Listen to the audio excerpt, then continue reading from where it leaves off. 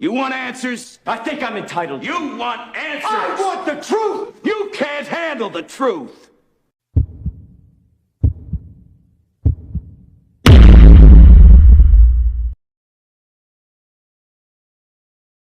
Sue's perfections, ooh, Sin City, Montana, Coke Boy, ooh, we run the city, homie tryna keep up, ooh, they going broke, I'll finish your career, ooh, get a rope, Warning, warning, warning, warning. Dope money, ooh, That Montega, in the spot, getting guap, ooh, that hard labor. in the club, popping bottles, Yeah, we blowing that sour. handful of real niggas. Rest of these niggas cowards. How you want it? How you want it? Hands gun or the knife. Soon as your man see the barrel, He gon' run for his life. bullets flying. Bullets flying.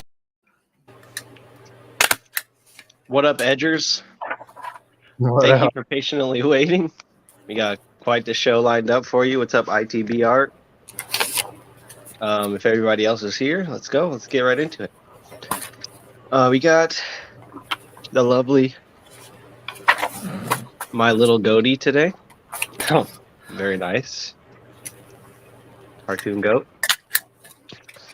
We got the great Red Pill in the Wind here today. I'm not that great. Come on. He's just The, too uh, modest, guys.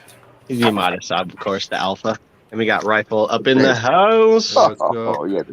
Everybody's here ready to go. We got quite a bit to talk about today. So I'm kind of wondering what's it like for you guys. Is it popular where you're at to now be anti what's happening, like thinking that everything that's happening is fake, with the whole the masks and the vaccines and stuff, or is it popular to be like, what's it like? Because I've been trying to take a mental inventory myself, and it seems kind of weird, like a weird mental thing that's going on when I talk to people. For me, I go first. I look at it at a logical standpoint as I possibly can. You know, I don't react until I get answers, and I will do some of the things to blend in until it gets stupid, and then I fall out. I just literally just fall out the back. Wind, you're sounding very slightly muffled. Yep. I'm sorry about that. Excuse me. There we go. I was saying, like, I don't fully react until I have enough answers to fully react to these mandates or this stuff. Me, all you had to do was wait. You know, and all the answers were going to come out eventually.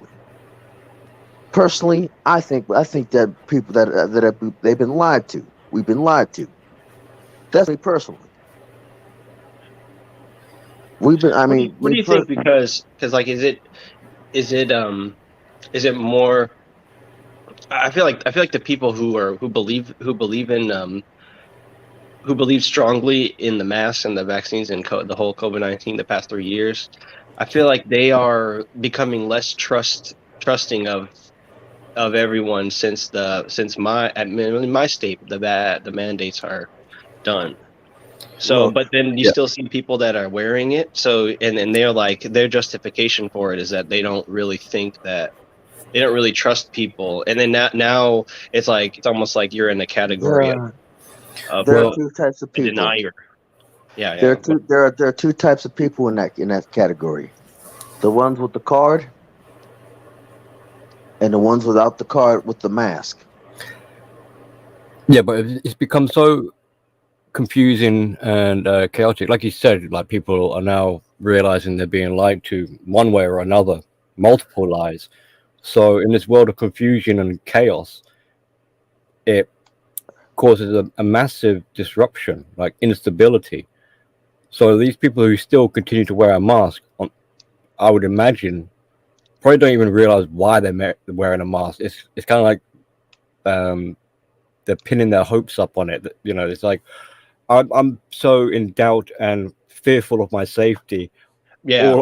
All I can trust is this mask, and even then, I don't know if I can really trust it all that much. But it's all I've got. So They believe in that mask like it's a placebo, and yeah, provably a placebo. And there were probably somewhere around 14, 15 studies that were done on these masks as far as an airborne like virus pandemic or whatever, how effective they were. And you can show these people these studies because I know because I've done this, and they just don't buy it. They'll continue, you know, like the NPC meme. Just picture that in your head, and them saying, "Well, you wear a mask to protect others. It doesn't protect you." And they repeat the same garbage, and the masks don't work. I can prove it. yeah. A quick question for all of you. Those who you see that continue to wear a mask, do they also exercise the social distancing? No. No, I don't think so either. I've had people walk by me, and now I live in a very conservative. Let me preface this first. I live in a very conservative state. My state was one of the first ones to open up and get rid of all this bullshit. But there are still individuals who, like, if you walk past them in the hallway, What's up, guys? Sorry. If you walk past them in the hallway, they'll like try to distance themselves as much as they can, almost like hugging the wall, you know, with their back to it, like trying to stay away from you. It's like, man, they're paranoid. I see it as mentally ill. Like that's my opinion, obviously, and I think it's a pretty solid opinion when you watch these people. It's common sense is what we should have went with to begin with, guys. I mean, if you have a virus that most people are going to be able to get over it and be done with it, and it only takes out a very small amount of people who are vulnerable to it, what do you do? What does common sense say that you should do in that situation? Maybe wash your hands, you know, or right. So in other words, what you're basically saying, what you're kind of getting at is business as usual, with the exception of like do something to sort of protect those who are particularly vulnerable. Everybody else should be allowed to get it. It's just like, it's basically just the flu on steroids, guys. That's all it ever was. We don't shut down the economy because the flu or the seasonal cold, do we? Well, over here in the UK, we've got this new policy. Well, I don't know if it's really a policy, but an expression where we're now trying to live with the COVID. What? We should have been figuring out how to live with it from the beginning. You know? Yes, exactly. Instead of shutting down the economy, instead of doing all this crazy shit, making people wear masks, making people take fucking genetic therapy, mRNA shots. And they've admitted that's what it is. So which is basically causing more harm than good. Yes, and before you think I'm some kind of conspiracy theorist, they have admitted that that's exactly what it is. I have the proof. I wish I did politics on my channel. It'd be a pretty good grift to get into, but I just wonder, do people want this to go away or do they want it to stay? Because that's the feeling I get watching people. It's a different paranoia than the 2020, than the around March of 2 years ago paranoia, where it was conscious. Now all of a sudden, kind of like what you guys have been saying, it's almost like people are now wired. Right. They've rewired their brain. Okay. Do you know what did that though, yeah? I'm sorry to talk over you, goat man, but go ahead, get your point. Do you know what did that?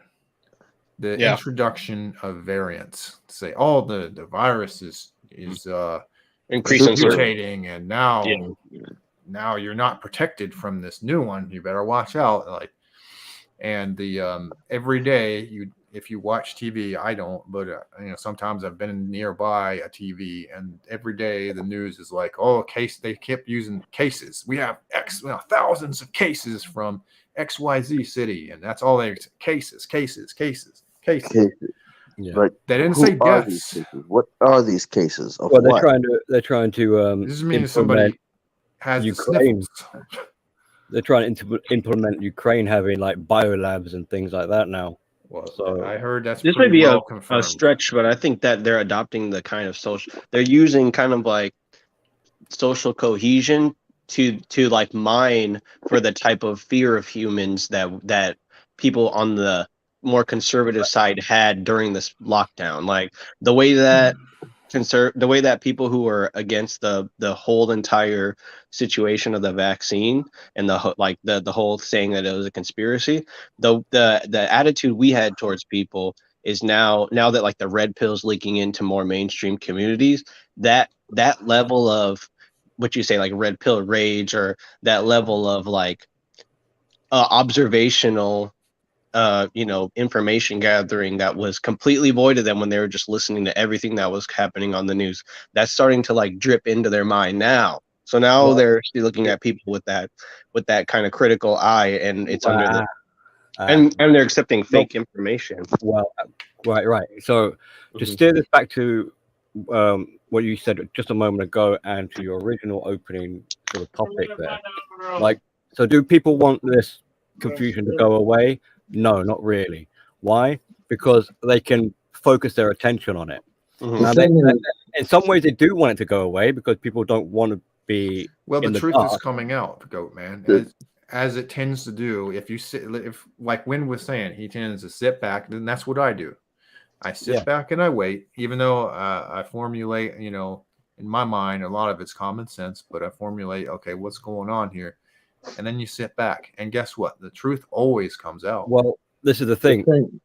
It from what you're saying there, Rifle, which is logical, because you're sitting back and you're taking multiple sources and you're comparing and contrasting. You're gathering evidence to build a sort of case, and to build your foundation of truth there. But for the majority of people, they're just taking snippets of what sounds good to them. Yeah. So they hear something like, "Oh, you're being lied to," and that's all they need to hear. Once they get that, then it's like, right, I knew I was being tricked. So whatever magical thinking I'm now going to go forward with must therefore be the truth. Well, I don't see too many people. Here's the thing, like for me and the people that I'm around, they either knew that they were being lied to very early on, or they're just, continuing the narrative because they don't want to admit that they were wrong. That's basically, it's all ego. And then again, I hang around and know older people who are older, to include boomers like my parents. But we're seeing a lot more spin doctoring going on not just from a higher level, but on ground level.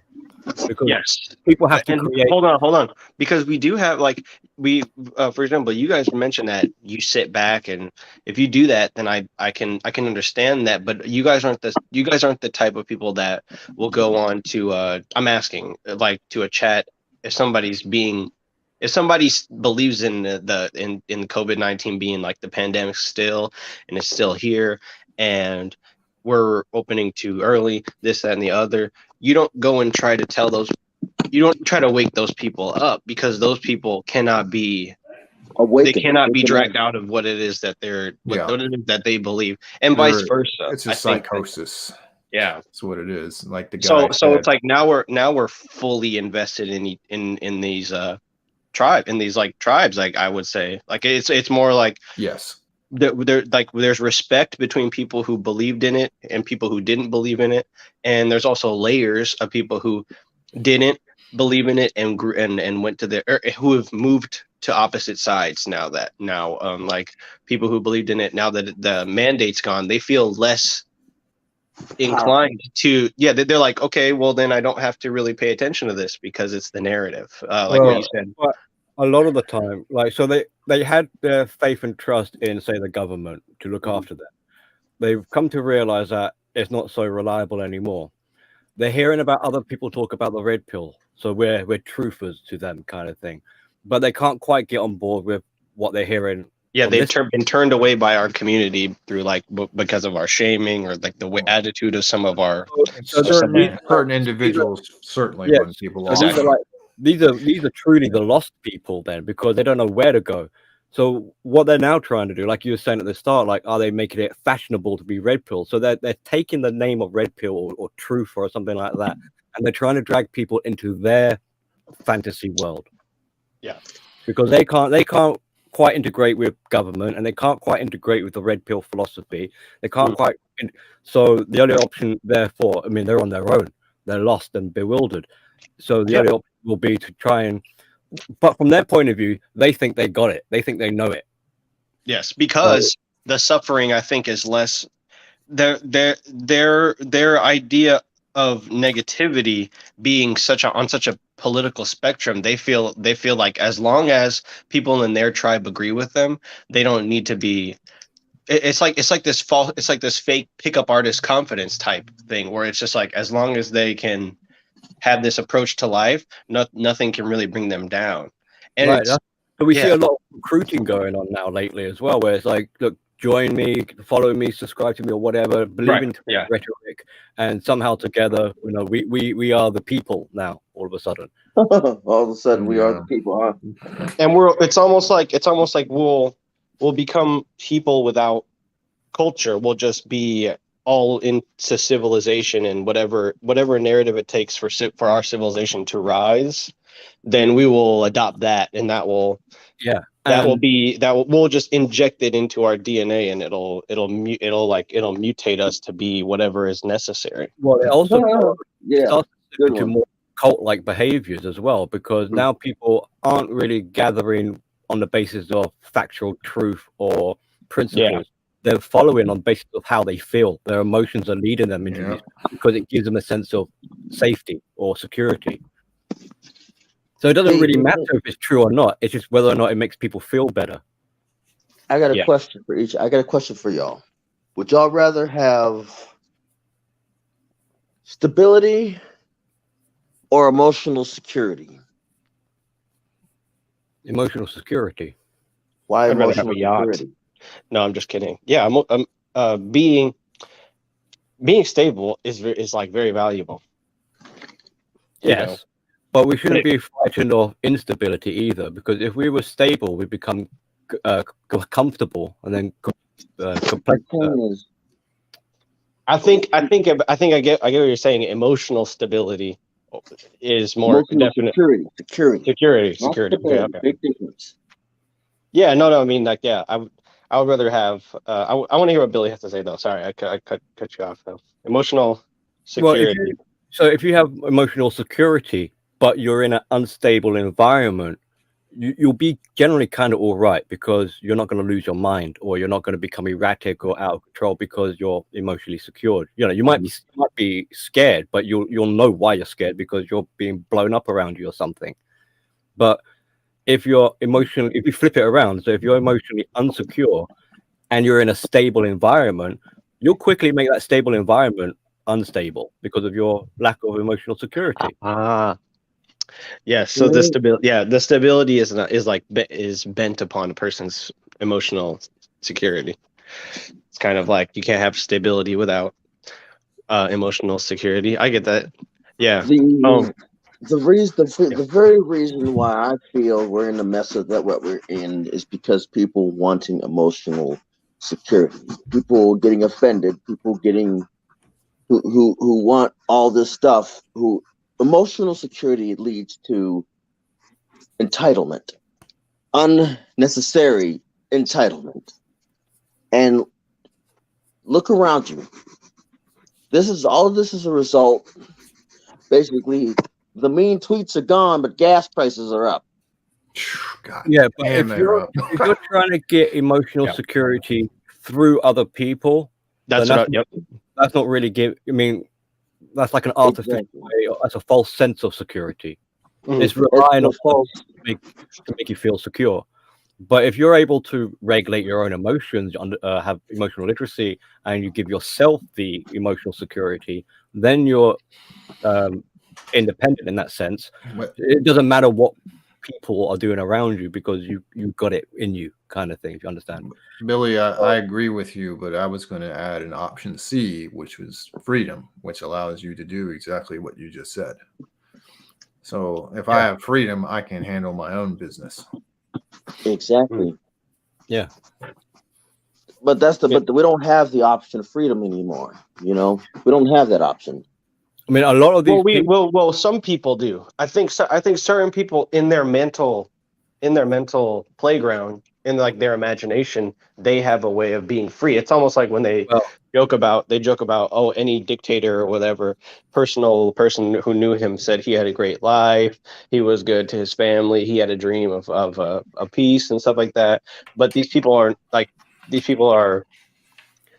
believe that somebody can be intrinsically, valuable and intrinsically good and still believe like in somebody being a good person, like you have so many people trying to capitalize on this pandemic that it makes it almost, it kind of takes the empathy away of it in a weird way, like it takes all of our emotions out of analyzing the situation. The freedom part is we're seeing a lot along with what we mentioned earlier, that we're seeing like trends of now more cult-like behaviors, more whatever the other ones we said earlier. We're also seeing a lot of like hypocrisy or double standards. So don't be surprised to hear people talking about they want freedom, and their idea of freedom is by like giving up your freedom. Do as I say, join my cult, and I will give you freedom. It's like that's not really freedom if I'm having like 1984 shit right there. I mean, but we did see that, Billy. They were like, wear the mask, take the jab, so that they will give you your freedom back. Exactly. How you going to get your government everything takes, it never gives. Everything politically that we've been arguing about in terms of ideals after this situation it's all been boiled down to like, who do you give your money to and where do you spend your time and who do you associate with? It's no longer like this, like you can't really argue over dinner about certain things because it's no longer, it's not a talking matter. It's like, okay, we obviously know that you don't wear a mask or it's just like everything can be boiled down. People can be kind of just minimized because of like this large issue that's been pressed into our minds for the past 2 years. The majority of people are effed up. I mean, there's no hope for them. So like however which way we're going to be looking at it, it's pretty dismal from their point of view. Where we need to be careful is how influential they become. So they can, I mean, they're going to do it anyway. They're going to be virtue signaling as if they've got the answers, as if they are the way forward for freedom. Virtuous persons. Yeah. They're going to talk to everyone else and call them sheeple, yet they're the ones who are spouting off other people's material or talking points. So who's really the sheep kind of thing. So and they're gonna make it popularize and make it trendy, like how we're seeing it's now. The red pill's going mainstream. It's almost fashionable. I mean, I call these banners of virtue. So I'm gonna it's tell like you this much. it depends what kind of flag you're waving, and it means nothing at the end of the day. I'm gonna tell you this much. The red pill going mainstream is not necessarily a good thing. No. And I'm gonna tell you why. Hold on, give me 1 second. I gotta clean my screen off. I was polishing my boots. That's what I thought. I heard something like that. No, just kidding. But yeah, it's not necessarily a good thing that the red pill's going mainstream, because the sole reason for that is that who typically runs society? Who runs society? I mean, who runs? Part of the strength was being isolated and being able to having the space. It's like almost now the mainstream, we're cohabitating with the mainstream in this idea, in this like room, in this house of ideas. Now we've moved somebody in, and now it's so hard to think, it's so hard to process, it's so hard to. And I'm not saying it's hard for me, but it's just like it's so much more. There's so much more noise when it comes to figuring out what to how to be yourself. That's basically Right. all it is.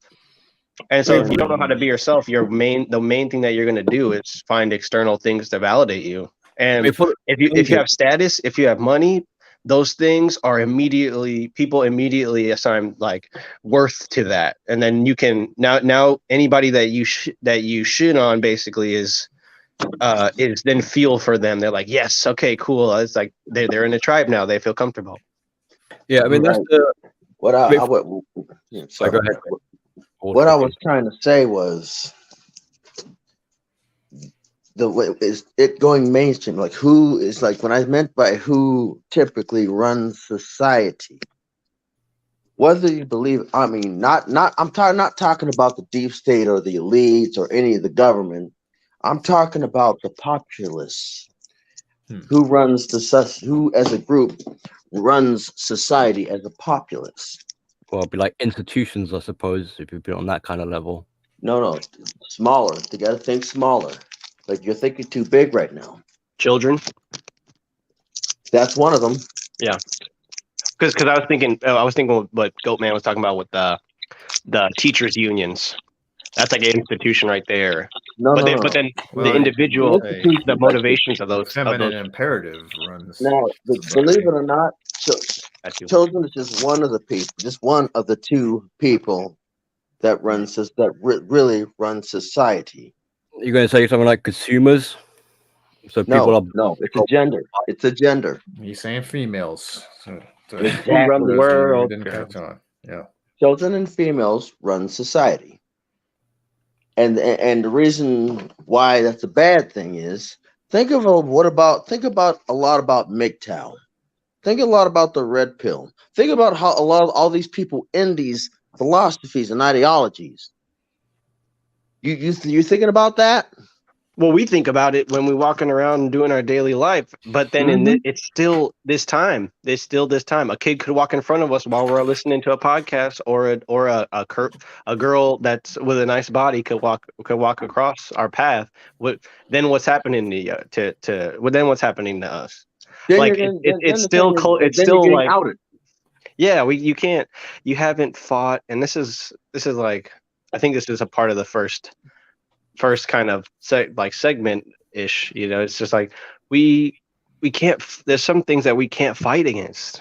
Exactly. It feels like we're talking about things over and over again, but it's because not only is talking not going to solve it, nothing's going to solve it. It's something you live with now, and there's no victim mindset that's going to be able to make it so where we can't face these things in our day-to-day life, or we can't have these thoughts about the situation. And it's almost like we're married to we're married to the problem almost.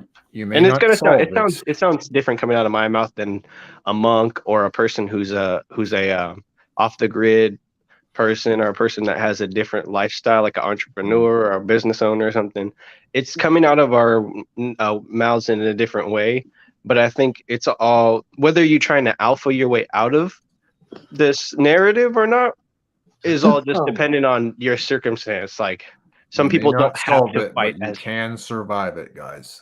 Mm-hmm. And we're all just individuals. That's basically what he's saying, is you only have so much power as an individual. And there ain't no way to get, because this is a society level problem.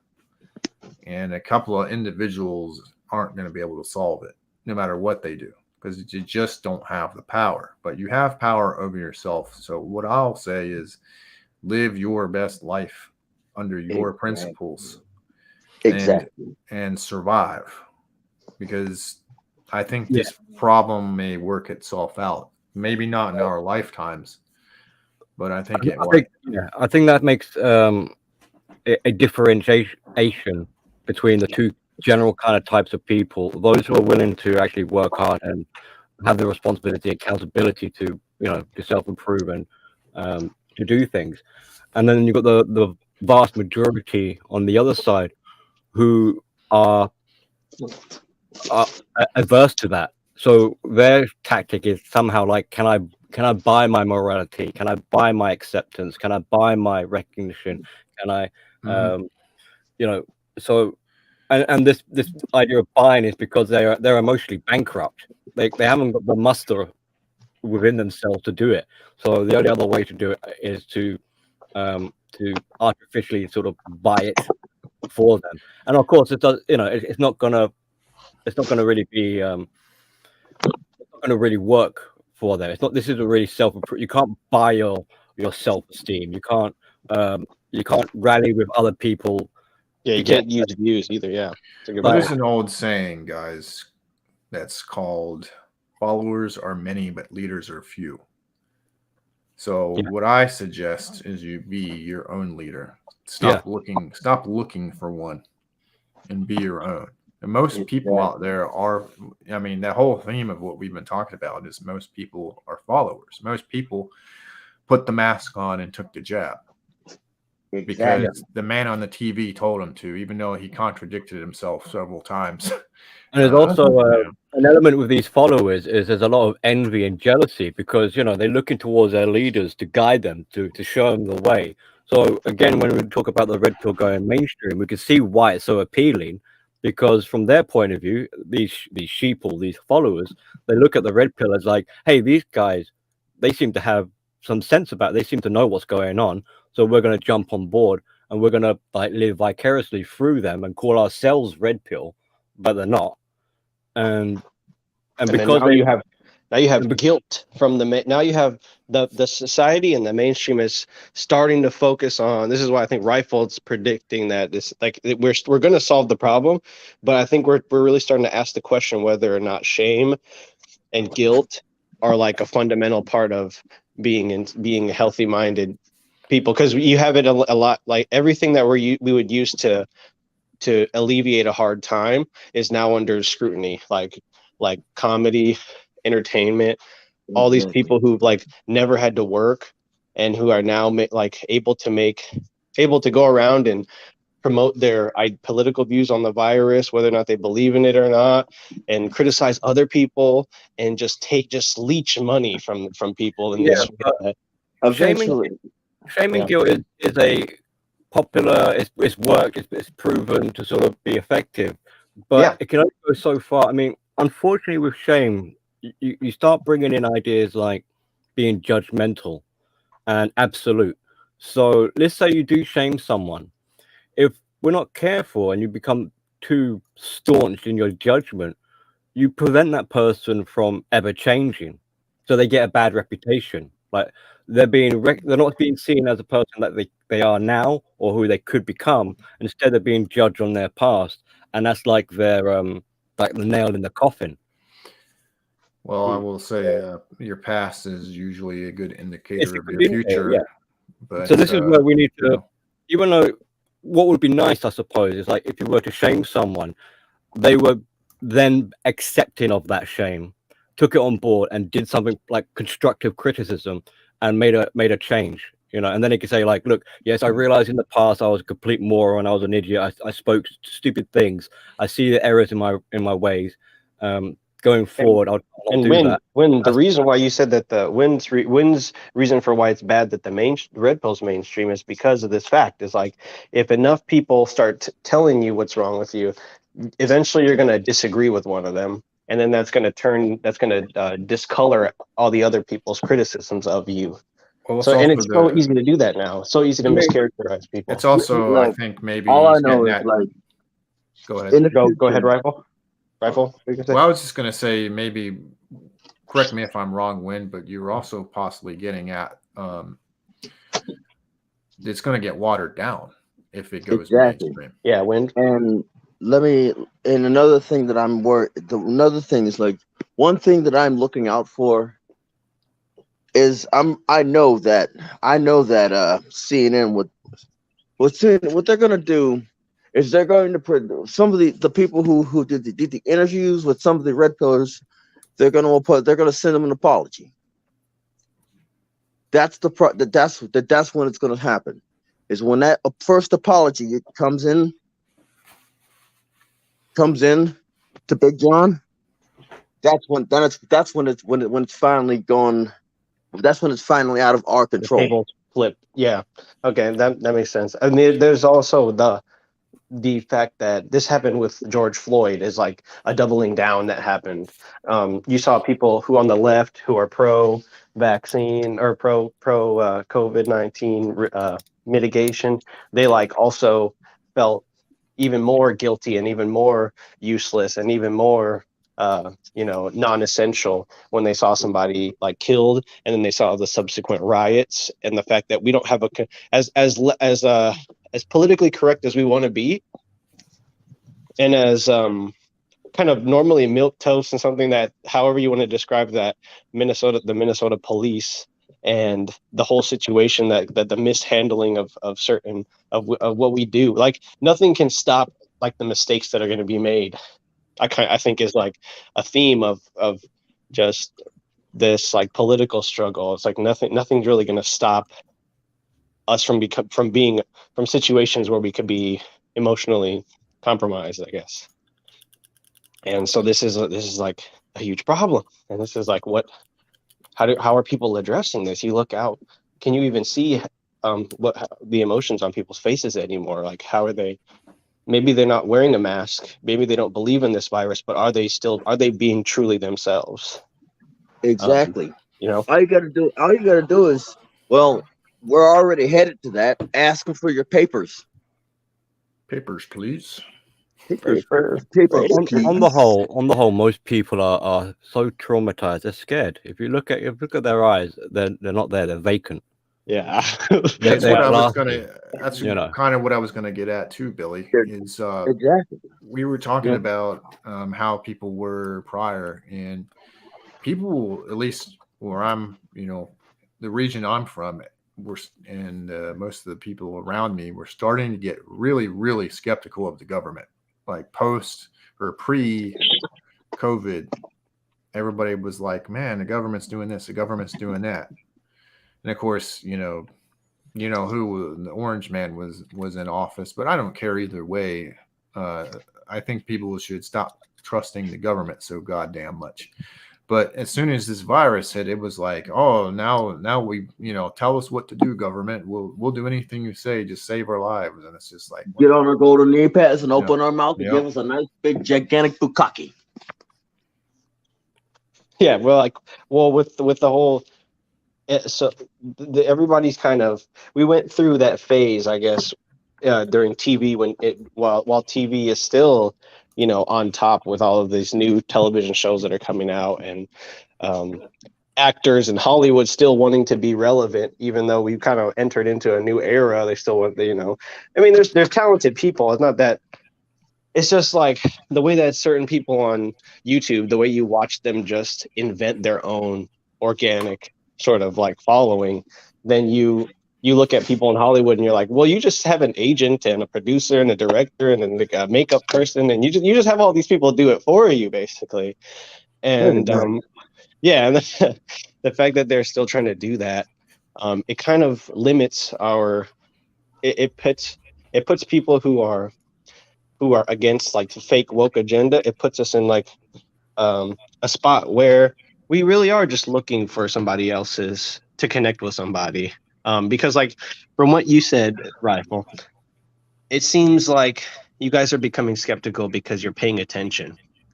I don't like what Billy talked about, where you're just a blanket skeptic without really keeping track of what's going on and what's being said on the other side. I think it's normal and natural to be curious. And the moment that we start getting into this headspace of just lean down our heads and work and don't pay attention to what's going on and just be a flat out skeptic, it's like, I think that's also very bad. And I don't know if based on my experience with the red pill, I can't really necessarily say that specific people do this, but I just notice it as a group trend. You have to take things as they come. So yeah. I'm a naturally skeptical, but I stay open-minded until the facts come in. And you'll notice this anytime there's a mass shooting or some other type of event, people immediately start, shooting off at the mouth about stuff that they don't know what the fuck they're talking about. No, and then the truth comes out, and they're all, surprise, surprise, they're all fucking wrong. And people got all up in arms. The Ukraine stuff. there's shit going on that we have no clue. I mean, Right. I know a lot. There's a lot of stuff that was out there, and I know the CIA has been operating in Ukraine for fucking, years and years, Forever and a day. stirring up shit. And so this is not as much of a surprise to me because I've been paying attention to this shit. But there's a lot that we don't know. So I don't have like a strong opinion on Ukraine because I don't know enough to formulate one. Well, it's weird that you said that to me just now because you said that you know a lot more about it, and it seems like people who don't know anything about it have a stronger opinion than you. Yeah, I know a lot, but I don't know enough yet for me to be comfortable issuing out a strong opinion. But yeah, you're right. That's something you don't see anymore either. Is like people not feeling comfortable to express with the liberal bend to all this news. It's like people feel the need to post or just express how they feel because they've been lulled into where all this stuff is going to be used to come back and bite people in the ass. It's kind of like what I've been saying on. It's like being so comfortable that you can just release all this information about yourself and like justify it by saying either you're making money or you're building building trust with your audience and stuff. That you don't know what audience is out there. Right. People have changed so dramatically in the past 2 years. Somebody who's your quote unquote your subscriber or somebody that's in your tribe, think about going through a plague in your village and for that lasts so long that you don't even remember a time where it wasn't like this, and then trying to treat people like how it was before. It's never going to happen because they're all conditioned to be exactly how it is after the stuff went down. Well, these social dynamic problems is a consequence of the internal collapse that people are having on an individualistic level. So if you've got individuals in a society and they're all mentally screwed in their head, they're all in turmoil and PTSD and etc. There's no way they're going to be socially cohesive, are they? They're not going to be able to interact with other people because they're too busy dealing with their own mental traumas and shit, basically. So the problems in marriage, the problems in dating, the problems with escapism into computer games and addictions and all this sort of stuff, social media and rallying behind banners of virtue and all this stuff. These are like these are the echoes of the problems that people are having on an individual basic level. Which kind of goes back to what Rifle is saying, is like if you're able to do the inner work, to self-reflect, to self-parent, to pull yourself up, to be disciplined, to be have morals and principles and ethics and values, etc., to work on yourself, then this will help mitigate those problems happening in the future. You take all that away, what do you have? The person becomes rendered infantile, and this is why we see a lot of childlike. This is why they gravitate to please rescue me, and I'm just going to join any group and do whatever it is without any thought of consequence or taking a balanced perspective. They don't care about that. They're just going to do what they think in the here and now is going to work for them. So they make bad decisions. They have bad results. And then does the child take responsibility? Of course not. So they start to blame other people. They expect other people to be responsible for them, take care of me because I can't do it for myself. And so because they're invalids or not, or so, right? Because they're. So it's a cascade. So I mean, this is why we call it because it's like a cascade, like dominoes. It starts off like a small little ripple that wasn't addressed early enough. It was ignored, not taken seriously. Like with feminism, like, oh yeah, okay, we'll women are feeling down. Okay, we'll let them into positions of power, and then before you know it, they're taking over the world. And now people are like, how on earth did this happen? Well, don't play ignorant and dumb like you weren't part of it. You let it happen. The problem is that you didn't put any restrictions or boundaries or any stipulations in place. You basically bent the knee because you were afraid to say no. So with that kind of element, it's not just problems with the individuals, but you have isolated problems between individuals clashing up against each other, creating a mutated child of problems. It's like a cocktail of bad stuff. And this is why it's so hard and interwoven. You can't just address one issue or just address, you know, without affecting the whole structure of society, etc. And this is also why when one part of it starts to collapse, it all goes down with it, because they're all becoming reliant on one another. Yeah. Yep. And well, improving yourself, I guess, has to go. It goes against our. It kind of goes against your evolutionary, like, imperative. Like, to think in terms of, okay, I got to, because if you think about it, the mind really is, it like raised on all of this, raised on all this like scientific knowledge and things like that. We're kind of already think that we're gonna make it to the future, or our species, or ourself, our individual self. But then we have this idea of self-sabotage that then like makes it so that we can, we're like active participants, or it's like it's predetermined. So, all right, ourselves over. So on a kind of spirit, not to try and sound too spiritual or quirky, there is actually psychology in what I'm about to say. So it's not all kookiness, but people are afraid to live. So people want to die because in death is a certainty. You know what death means. It means you're not alive. So with us, it's almost like death is a familiarity. So you can become comfortable with the idea of dying. However, with wanting to live or being able to live is unknown. So for a lot of people, the idea of to live, to be free, as Rife was saying earlier, or to have your own life in your hands and be responsible, is bloody scary. They don't want it. They don't want the responsibility of their own life, which is partly why they're getting other people to be responsible for them. So what do we see going on in society? We're talking about trying to prolong life expectancy and go forward in evolution and society. Yeah. But it's a lie. It's not, what they're saying there isn't really true, because they don't really want it. And what we see instead is that people, they are, I mean, they're not literally dying, obviously, like biologically, but the way they are submerging themselves into social media or into the metaverse, for example. Lorenzo mentions it all the time. We learn this from pickup artists, for Christ's sake. Like, if you have to keep saying something, then it's not actually happening.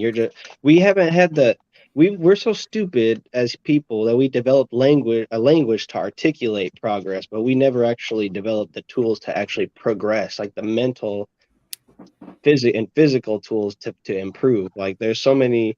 We created all these products to sell to people that can somewhat improve your life. Well, there's no actual product. I mean, to be a bit fair, like to be a bit considerate. I mean, yes, because in the last 100 years, we have rocketed in progress and development. I mean, think about how long the planet's been around. Humans have only been around for a tiny little fraction.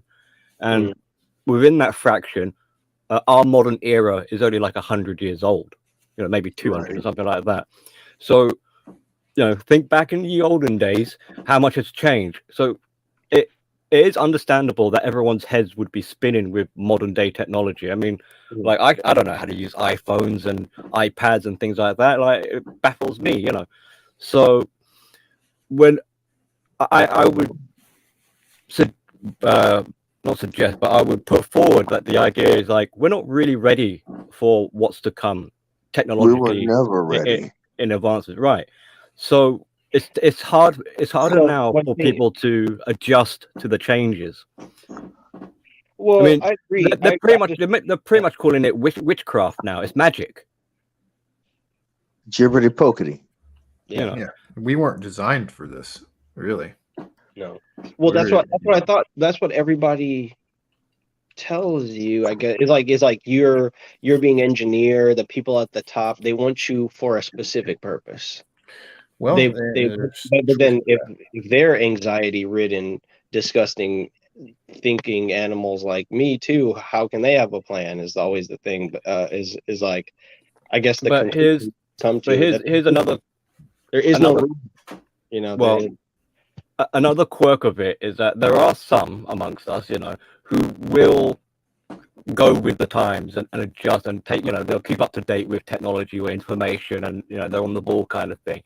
But what happens there is it creates a bigger divide between those who are up to speed and those who have been left behind. So the ignorant become even more ignorant when we look at it like objectively outside. So we see the drop in the IQ. We see the drop in attention span, and things like that. By design. Right. So it's not really helping the situation. It's making it worse. By far, but it's according to their plan. Those people that Yam was just talking about, one thing I should point out to you is they have been practicing selective breeding for a very long time. And I believe, this is just a hunch that I have. I don't have anything to back it up, but I'm quite sure that intelligence was something that they've selected for. So you get where I'm going with this. And as Billy was just talking about, IQ is a problem. Why would they want people to be dumber? Why would the smart people, the really, really smart people, want people to be dumber? And I'll just let your hamster wheel spin on that. Well, one of the popular arguments would be because it's easier to control them and things like that, and take advantage to have like a slave labor a workforce, right? But it's not. I mean, you can see how like just because you can engineer other people to be dumb, it doesn't make you smart. It just means that you have intelligentsia. You have information that you and a few other people. What I'm saying is they've selected. But that has a problem. But that has a problem though, and we're seeing it happening now. I mean, it's not. If we were like a council of high elitist intellectuals, it would be a pretty dumb move to create a population of complete nitwits that will burn the entire planet down. Mm-hmm. So it might seem like a good idea because we could control them and everything, but I wouldn't want a moron driving me around in a car kind of thing, because I'll be worried they're going to crash. They don't want you to be. They don't want you to. Don't get me wrong. They don't want people to be functional. They don't want to be self-sufficient. They want them to be retarded, but they want them to be. They want them smart. Yeah, they want them smart enough to be able to run the machines, but no smarter. Yeah. But what we're seeing instead happen is, I think I might take this from like Nietzsche's slave morality. Is that so? Amongst the lesser IQ'd, they start to develop their own sort of philosophy, for very to justify the reason why they're low IQ'd and to explain how the world works, etc. And because there's a lot more of them than there are of the higher ups, they can rally together and create a sort of cult of new age information, like an alternative science or whatever, and so they will Dunning-Kruger, just to interject just a moment. Yeah, exactly.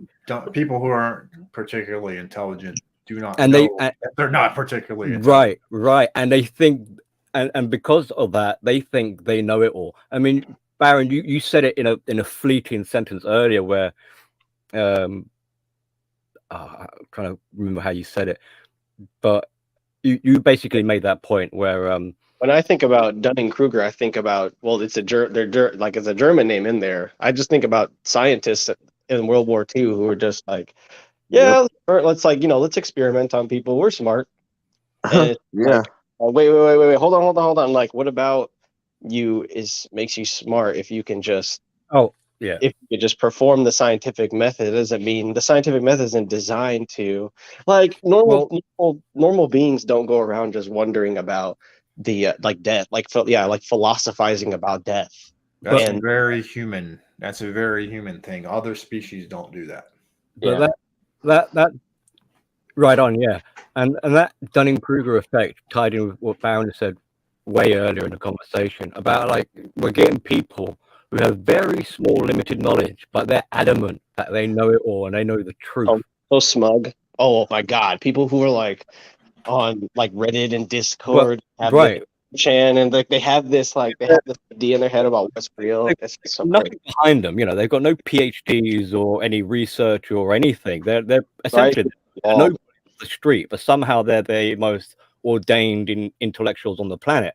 You know, they got the solutions for everything. It's like It's very brilliant. like your head out your ass for a start. You know, the level of arrogance and egotism is through the roof. But I mean, that's a for everyone else, that's a way of identifying who you're dealing with quite quickly, because that kind of person is clinging on to their tiny world of truth as, you know, the source of all knowledge. And you can sense that because of the emotional why are they doing it? It's because of the emotional attachment. So usually they're emotionally emphasizing how much this knowledge is so important. And if you say anything against them, how dare you, you know, and fear their wrath kind of thing. But it just shows the level of insecurity they have. And so this is why they're also not anchored, but so attached to this, because take that away and they've got a major problem. It's like that's where they've tied their self-esteem to and their identity. So if you've disproven them or shamed them or whatever, discredited them, they have nothing left. Exactly. So basically, you're not going to allow that to happen. That's why they're going to fight tooth and nail for it. Which reminds me also, so like a lot of this knowledge idea that we talk about, it kind of like ties a lot with like the truth. And so what is knowledge really, or what is truth really? I've heard some people discuss this recently, so I threw my 2 cents in anyway.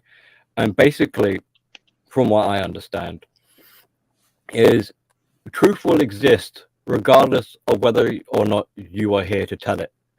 So it is outside of you. Knowledge is outside of you. You could be erased and your truth would remain. Right. Pretty profound, Billy. So this is where we can spot outliers with this, where if they're making an argument and you remove them from the argument, will their truth still hold up? Because a lie needs an advocate to tell the lie.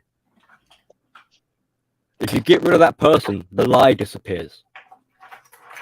And that's why the old saying, you know, if you repeat a lie enough, well, you know, it becomes the truth. Well, what they do is they repeat the lie, and they get people who don't think for themselves to repeat the lie, and then the more sheep repeat the lie, and then you know, then you have a whole society that thinks this lie is the truth. Yeah. So this is how we can, in a way, shit test not just individuals, but even like the whole COVID thing, for example, or any kind of policy going forward. We can basically ask ourselves, what are they saying, and is what they're saying reliant on them to say it? Is it grounded? Is it grounded in truth, or are they the person that it? Is it grounded in irrelevancy? Depending on how that person stands in society, whether or not they were respected. Well, like I say, the truth always comes out, but usually it gets kind of talked about. Kind of all the stuff with the virus is being, you know, all the people that were called conspiracy theorists and all that in the beginning, they're being proven that they were correct, and it's being admitted. But it's really like, it's kind of like if someone whispers, you know, you were right, like under their breath. You know, technically they told you were right, even though you didn't hear them. You see what I'm saying? That's like basically what they've done. When you try to get women to apologize and they end up in a coma because they just can't. Yeah. What makes it even more powerful is like you say I was right, but really I was just telling the truth. Yes, it wasn't. It wasn't about me. You know, I might have said it. It wasn't about me. Right. Yeah, exactly. But people put their ego into it, like you said earlier. Yeah. They don't like when their ego gets destroyed. People beat them. Like they don't like seeing people data out. And that's the worst thing to get. Like what you said, we've been talking about circumstance this whole show. Like if you take away from the red pill just like being alpha, it's just like it's like you're so obsessed with weeding out the fake men and fake women that you kind of like glommed onto the most reductive aspect of what the red pill is the proving stage, like the vetting process. Is like if you're just it's kind of a bleak existence too, and pathetic if you're just looking to like have this lens on every single thing. It's gonna, I think being like nested and grounded in it, you can say things that are true, but the moment you start like Well, applying that's this to single situation, I think we just become numb, I guess, to like the real truth. We're just like, oh no, it's fake, it's fake. Like well, this is why they attack the red pill and the MGTOW and the other philosophies so much, because from their point of view, because they're liars, they know that if they're not around, their lie is gonna cease to exist. So they think that that kind of logic applies to the red pill. So they think if we attack red pill men, somehow that's going to erase the truth. It's like, but no, it doesn't. You might be able to cancel us, you might be able to shut us down or whatever, but the truth still remains. Exactly. So we're kind of like ghosts in a way in that sense, and that's a big problem. I think they're beginning to learn and realize that, where it's kind of like it's not working. It's also a big tell that the red pill damages their ego and their worldview so much that they have to react the way they do. Yeah, it's beyond their attacking range. It's out of reach for them. Yeah. So the only way they can try to attack it is to try and attack the speakers of it. But it doesn't work. But the question is, who are the speakers of the red pill? You got some of the faces, but you don't got all of their faces. I think with the cancel culture that people are realizing when they remove somebody, now they're responsible for everything that they do. When you cancel somebody, now every single failure, every single success is determined upon you now. There's nobody else if they have that epiphany and they realize, oh crap, I've just killed my only alibi in life, my scapegoat or whatever. I mean, in a way, they've kind of red pilled themselves then. Yeah. So the truth has finally caught up with them. I mean, we might call it karma at that point, but it's finally caught up and bit them on the ass, kind of thing. And let's not also forget that some people are just flat out evil. Some people are just evil and self-interested. I'll give you an example. Have you guys ever heard of wheat waffles? Yes, I have. Recently, professional shitbag John Anthony Lifestyle, who's going to be destroyed by Undead Chronic tonight, apparently. He's the one who doxed wheat waffles and put his shit out there. And he has stated, John Anthony Lifestyle has stated he doesn't feel bad. He'd do it all over again. He thinks people like that should be doxed and that doxing is a good thing. No, it is not. Yeah, oh no, I'm with you, Wind, but I'm just saying this guy is evil. He's just extremely selfish. He's fucked up and he's evil.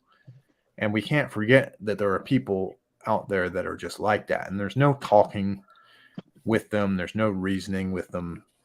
That's just how they are. There's no negotiations with them either. Right. You can't. Yeah, that sounds a little bit psychopathic. Why? Because the psychopath has morals. Funny enough, you might not think they do, but they do have which is another little definitely lesson for everyone to sort of take on board. When people talk about morals and ethics and all this, these are value-based systems of belief. So just because someone might say they have morals doesn't necessarily mean they're a good guy. True, bad people. Having a moral discussion doesn't weed out bad people. Right. Look at Hannibal Lecter from Silence of the Lambs. He's got very strong morals, but he's a goddamn psychopath. Real quick, Polska Bob, he's doing another thing on him tonight at like 10 Eastern. Look, my point of view, Undead Chronic has every right to roast wheat waffles. Every single right. He's not roasting wheat waffles. He's roasting John Anthony Lifestyle, PUA, who says the red pill is bullshit. He has every aspect of roasting John Anthony Lifestyles. Every single right. John Anthony, it's just basically nothing. For me, doxing is nothing more than cowardice. You're basically doxing is nothing more that you have no ability to argue against something.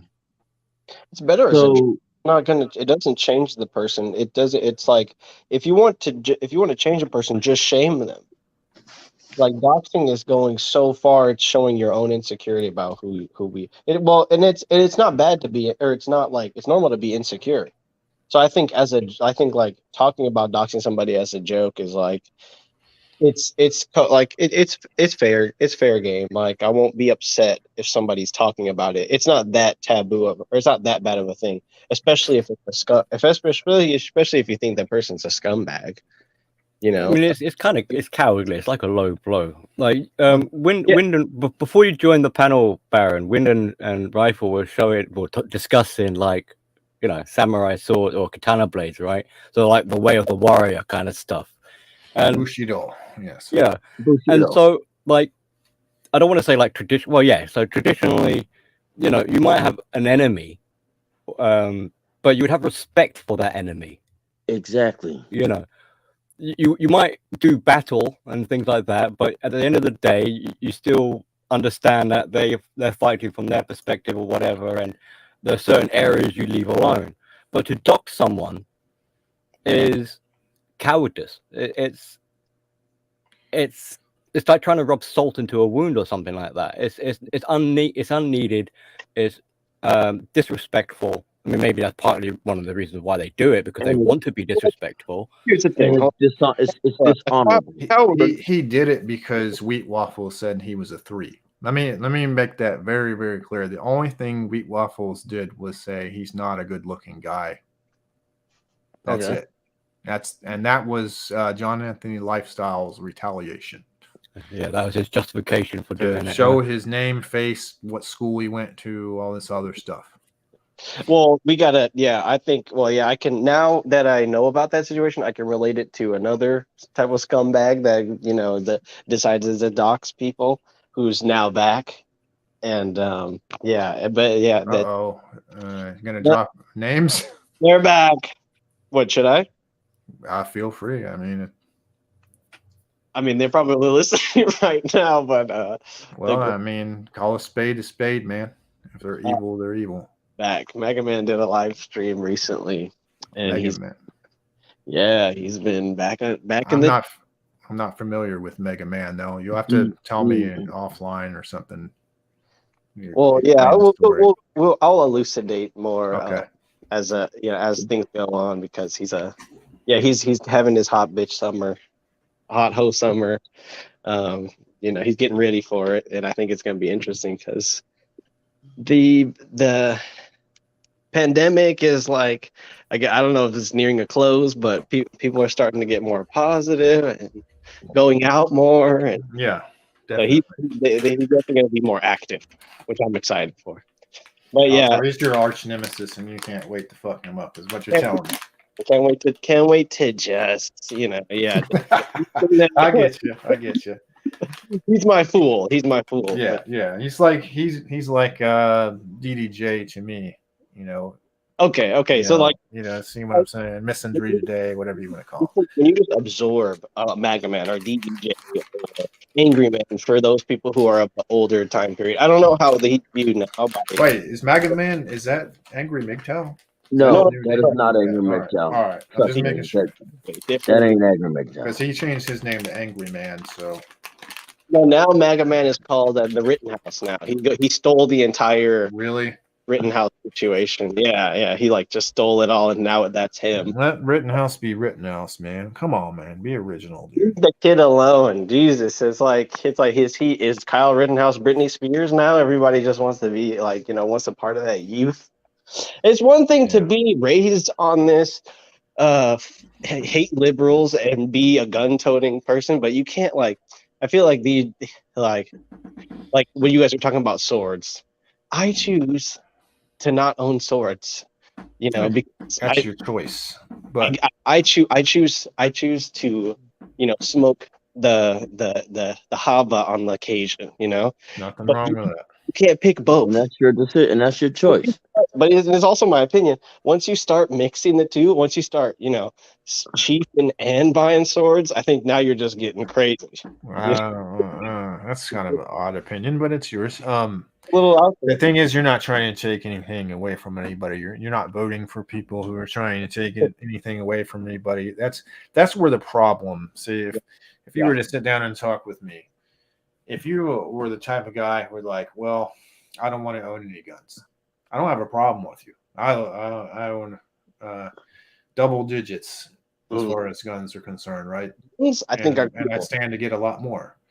And if someone said, well, I don't want to own a gun, I have no problem with them whatsoever. It's when they start saying, I don't think anyone should have these types of guns, or I don't think you should have this type of gun or any guns at all, or anything. That's when we come into conflict, because there's this thing called the United States Constitution, if you're an American, that guarantees, and it's specifically talking about weapons of war, by the way. That's specifically what it's saying. So all this like assault weapons, and we don't want weapons of war on our streets, and go fuck yourself. That's what they're already there. They've been saying that for years. They've been saying that for a lot of people don't know this, but back in 1994, they passed an assault weapons ban, and it lasted for 10 years. It said in the bill that it was going to last for 10 years. Guess what happened? Right? Before you answer, let me be specific. Their stated goal when they passed that is that they were going to reduce gun violence and crime and etc. Now, what went up during that 10 years of the ban? Gun sales. Well, I don't want to say that. Crime. So Airfinger's quote, gun crime went up. Firearm crimes. Tremendously. So in other words, you can't legislate that shit. And you shouldn't, because that's actually what the Second Amendment is even about in the first place, that the government can't decide that. But the whole guns don't kill people, people kill people thing. It's like we're literally writing into law things that are making it easier for people to be killed by guns.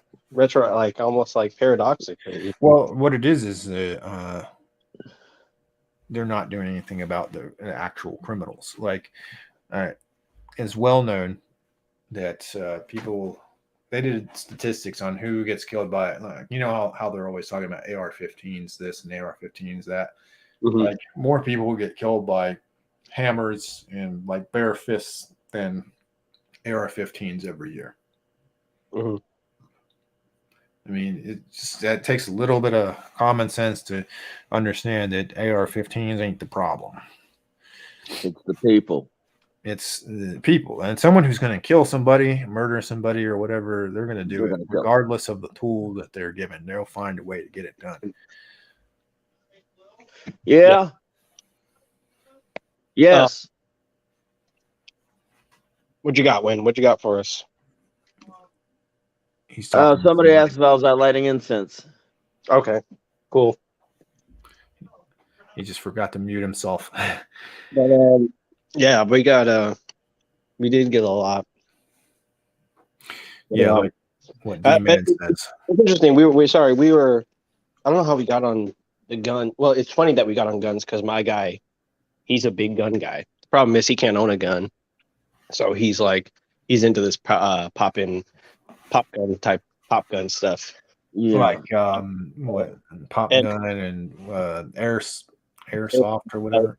He calls them spicy meatballs. Yeah, he's funny because it's like, so it's the opposite of the red pill. Challenge. You can't if you just accept that you can't, the decisions that you made, you can't own a firearm because of your criminal history. Well, let me ask you a question. Is it violent, or did he just like drunk drive 3 times in 6 years? It's violent. We're talking about. You said that people will use any weapon necessary to carry out what they're going to carry out. Yeah. Let's say that this dude decided that his bare hands is the best weapon. All right. To make to try to prevent somebody from breathing. I got you. It's just like right now. it's just like seeing this and seeing like how there is inner turmoil that's happening in everybody's household regardless if they have a firearm or not, you know. And it's like there's still even people are still troubled, and the guns aren't really doing the job and making us feel safe because we have like words, and it's sad because our society is so sensitive, but we have like all this information that's being weaponized against us that's making it hard for us to figure out like why the gun is so important in the first place. Like, so a lot of us are placated, a lot of us are sheeps, a lot of people get upset when you start talking about things like racial or gender or health related stuff now. and, Yes, and it's yes, like they get offended by that. Yeah, they're not victim. They're not, just because they talk like a victim doesn't mean they need to be victimized. You got some that's part of the culture. And I'm gonna say something. There's a guy that I worked with, right? And this is why I don't have much hope for a lot of young people. There's a young man. He's 20 years old. That works at the same company as me. Let's just say. And we're sitting around at our boss's house. We were watching an MMA fight. I think it was last Saturday. And he looks to me and he starts talking about the Ukraine thing. And I've already covered, Ukraine, and I don't want to talk about it all that much because there's a lot that I don't know. But he starts saying, well, Putin is being communist. And I'm like, what do you mean? How is he being communist? And he starts talking about how Putin is, attacking Ukraine. And I'm just sitting here thinking, like, this kid doesn't understand that communism is an economic system. They're not taught to understand that. They're not raised to understand that. They don't. That's true. true. They're not required to understand that. And until they are required to understand it, they're never going to understand it. Yeah. And he also said, we were talking about states, and I'll be blunt. I'm not a fan of California, basically the whole West Coast, the Northeast, Illinois, and a couple other states that are like super staunchly anti-gun. And he's like, it's, there's more to life than guns or something about, and I'm like, well, there's, yeah, go ahead. Well, actually, no, because firearms ownership is for me, it's a litmus test to how much freedom you have. If the government says you can't have these guns and is strictly enforcing that, you're not very free, period, because firearms are dangerous. If you're a criminal, dangerous weapons, right? Yeah, if you're a criminal, you do whatever you want in this circuit. Yeah. So, but yeah, as D-Man just said, he said earlier, gun laws only punish good citizens because good citizens follow the law. Criminals don't. Everybody should know this. There's common sense. Common sense ain't so common nowadays. But as I was getting to it, it's a saying that one person with a gun can control 100 people. Yeah. It's been said before, and there's a reason why. Why Japan did not try to attack America in World War II. What I meant by a firearm behind every blade of grass does not mean that we're growing guns out of trees and shit for some of you people. It means that there's so many guns per capita, per citizen, that it would be a bloodbath. Yeah. The Banzai charges would literally end the war for Japan in days. A lot of American citizens were trained and, very capable with their weapons too. That's important. So let's say, if you went through the infamous rifle training program, and I taught you like everything I knew about firearms and got your skills, to be rather adept. Mm-hmm. What would be the difference between you and a police officer? Nothing. absolutely nothing. Pretty much nothing but them having a badge and society saying that they have authority. And So yep. that's And it the would thing be about American citizens. what's the difference between if I were to send you through my course, what would be the difference between you and a soldier? That's true. That kid has no self-worth at all. If they just because, and it's so ironic because you're addressing an object that they don't value, but in them expressing themselves, they communicate to you that they don't feel valuable themselves, and so that is disheartening because you want to just because we are very we have the young people have this like I guess like a throw caution to the wind attitude about their own safety. He's a It's like good kid. not like He's a you're good kid. that something bad would happen to them just to learn, but you're kind of just like, yeah, no, he's not going to. He won't be a person that somebody will have to step in to take care of that person. He's a good kid. He just was never like I talk about with young people today. They need good mentorship because with good mentorship, they have a very good future, and it would help a lot for all of our futures for young Yes, it people would. to have good mentorship. Yep. But we're not allowed to have, but young people are not allowed to have. Young men, in particular, are not allowed to have. Yeah. Good, And they were raised by single mothers, And young that's men, not a good. That's not a good way to raise a man. young men, even into your 30s, I think if you have this liberal idea, like I think a lot of young-hearted liberals are getting to an age where now they have to pick a lifestyle. Do they want to teach other people, or do they want to like restart and relearn a different way? And feel It's hard to hear what you're You're saying. getting a little muffled there, yeah. Yeah, no, it's just like There we go. society's gonna mug you as a man, and whether or not you're aware of it or not, or you know, it's kind of like it's gonna help you survive. Muffled yeah. again. So Whatever you're doing, stop. Damn. Hold on. Let me leave. There we go. There we go. As soon as he muted and unmuted himself, he was good. Well, Well, talking about but where Yam picked up or left off I got it. Yeah, all right. So yeah, no, what I was trying, I don't even remember what I was trying to say now. That's what's stupid about this. That's But okay. I delete it, and about, it's just like, oh my god. And yeah, I was not doing anything, and it just started messing up. Okay, anyways. But yeah, what was I getting with? Well, you're saying society is gonna mug you as a man.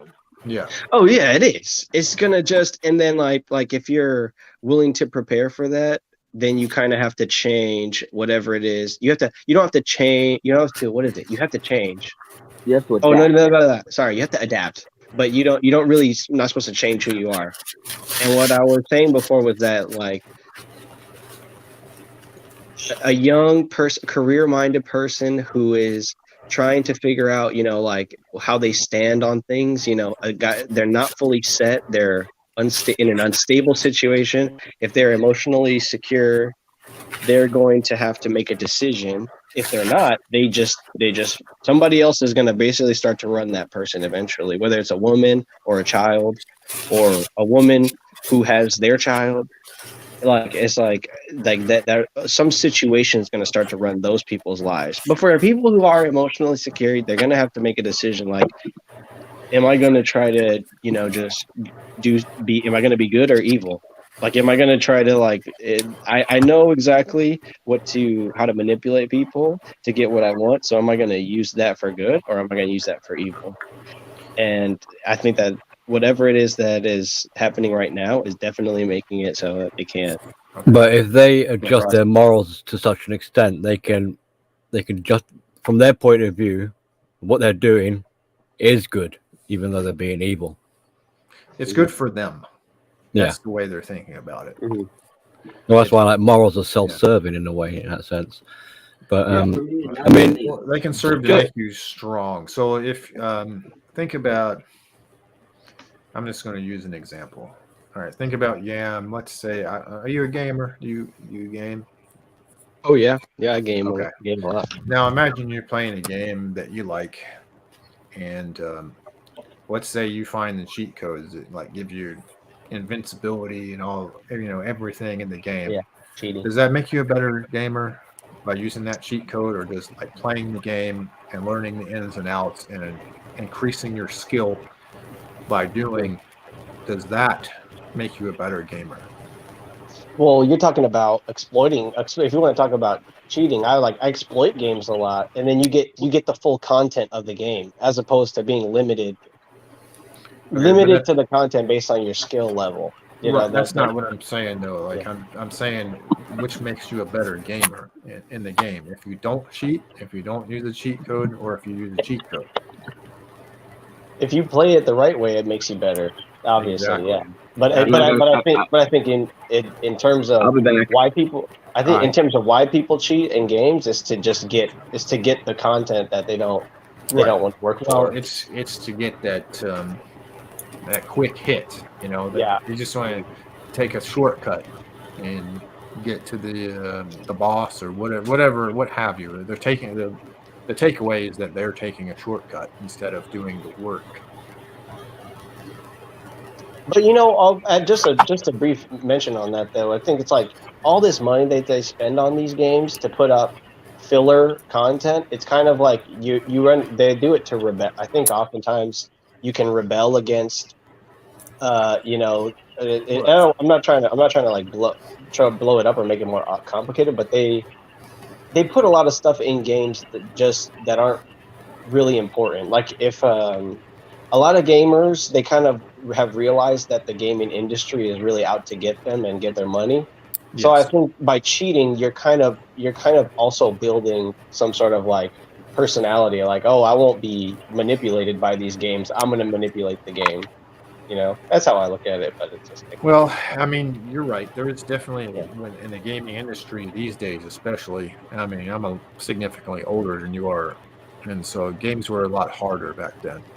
Back in Mhm. the yesteryear. But they Uh, have false difficulties. Like there's these yeah. FromSoft games where it's just like brutally difficult and you die all the time. It's not. I don't think it matches the difficulty because you can always look up the information online to see how Yeah. to beat it. Yeah. So it's like it is difficult, but It also it's solvable. it is a grift, and and you're talking about filler stuff, and I get that too because it's kind of like this isn't making the story better. This isn't doing much of anything. But some people just you got these people out there that are like super completionists. So they used to have games where it would basically tell you um, how much of the game you'd completed, and people Hmm. would autistically try to get themselves to 100% before Yeah. they're satisfied. So it does satisfy some people, and others they just want to enjoy the game, enjoy the story, what have you, and enjoy the experience. Hmm.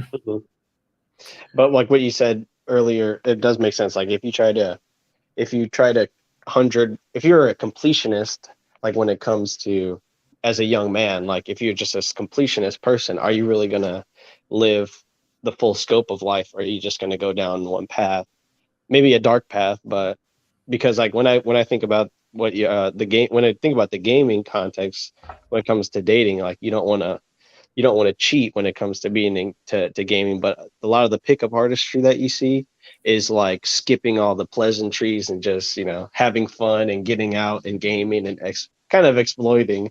And it's just like Well, that. that's the whole point is having Yeah, fun. yeah, yeah. There is really no magic cheat code There's no when it comes completion. Yeah, to you can't yeah, complete a relationship like yeah. trajectory. It's like that's There's just not. no real magic cheat code to get a woman. You Mhm. have to develop certain things. That's why, early pickup artistry where people would use this canned, corny ass, pickup lines is so laughable. Yeah. Uh, and people get stuck on that. They think it hasn't changed.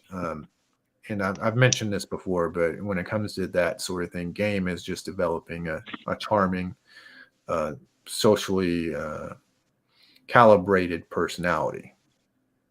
and then and it has to be you instead of like you're not like pro wrestling. You're not like Stone Cold Steve Austin. Not an act. You're not being like persona. That and I take think off when you go home.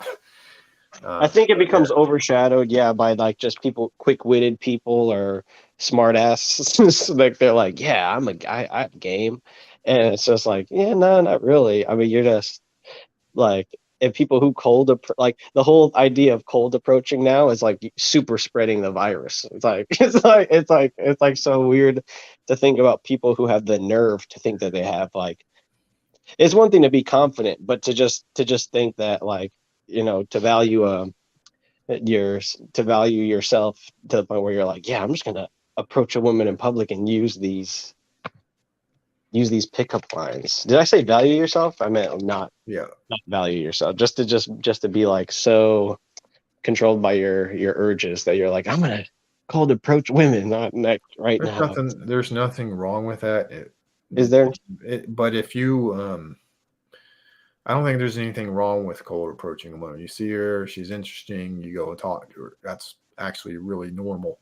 And I know nowadays with everybody texting each other and talking on the internet, that's not as normal, but that used to be pretty damn normal back in the day. Well, I do. The thing is, I do it. I just don't think it's normal. I just think you come from a different age. It is very normal for someone to say, "Oh, that's interesting," or say you see a guy. Let's say you're like a Dragon Ball Z fan, and you see a guy wearing like a pimp ass Vegeta shirt or something, and you walk up to him, nice shirt, and you guys just start talking, and you find out you got a lot in common, and you're cool. Oh, bro, like I'm having this party, you gotta come. That's how friendships sometimes are formed. Stuff like that happens. That's actually normal social behavior. And the same thing with women. I mean, you would do that, or oftentimes you'd get with a girl that was in your social circle already. Nowadays, it's like you open your phone and jump on Tinder and hope she swiped right on you. What's their Instagram? You guys are giving me flashbacks, man. I'm getting traumatized. Dating advice from Goat Man. Go ahead. No, I'm just kidding. No, it's just like, it's just, dude, it's like I mentioned, I gripe about this all the time, and I think I'm just a ornery old man, but it's like, I'll be talking to a girl, and then she's like, oh, what's your Instagram? I'm like, it's over. It's over. See, it's like I have an Instagram, but it's just like my, I have some social media that I barely use, but it's the only people that are on there are like people I know in real life, family, friends, people I served in the military with, and that's it. Like, I don't just walk up to some girl and talk to her and like, let me get your Instagram. Like, no, that's. Well, I think what it is the DM. The fact that you can DM people on Instagram. That's DMs. Yeah, that's the good part about it. I think the posting butt pics is like the worst part about it, and then guys posting selfies with another man or somebody linking themselves to another person through social media. Like, if you want to link yourself to people, like what you said, do it organically in real life. Like, who cares about what somebody else thinks? But what, like, maybe that's something DM, I don't understand, but when you say linking, so like, are you saying like the people that take a picture and then they like tag someone famous in it or something?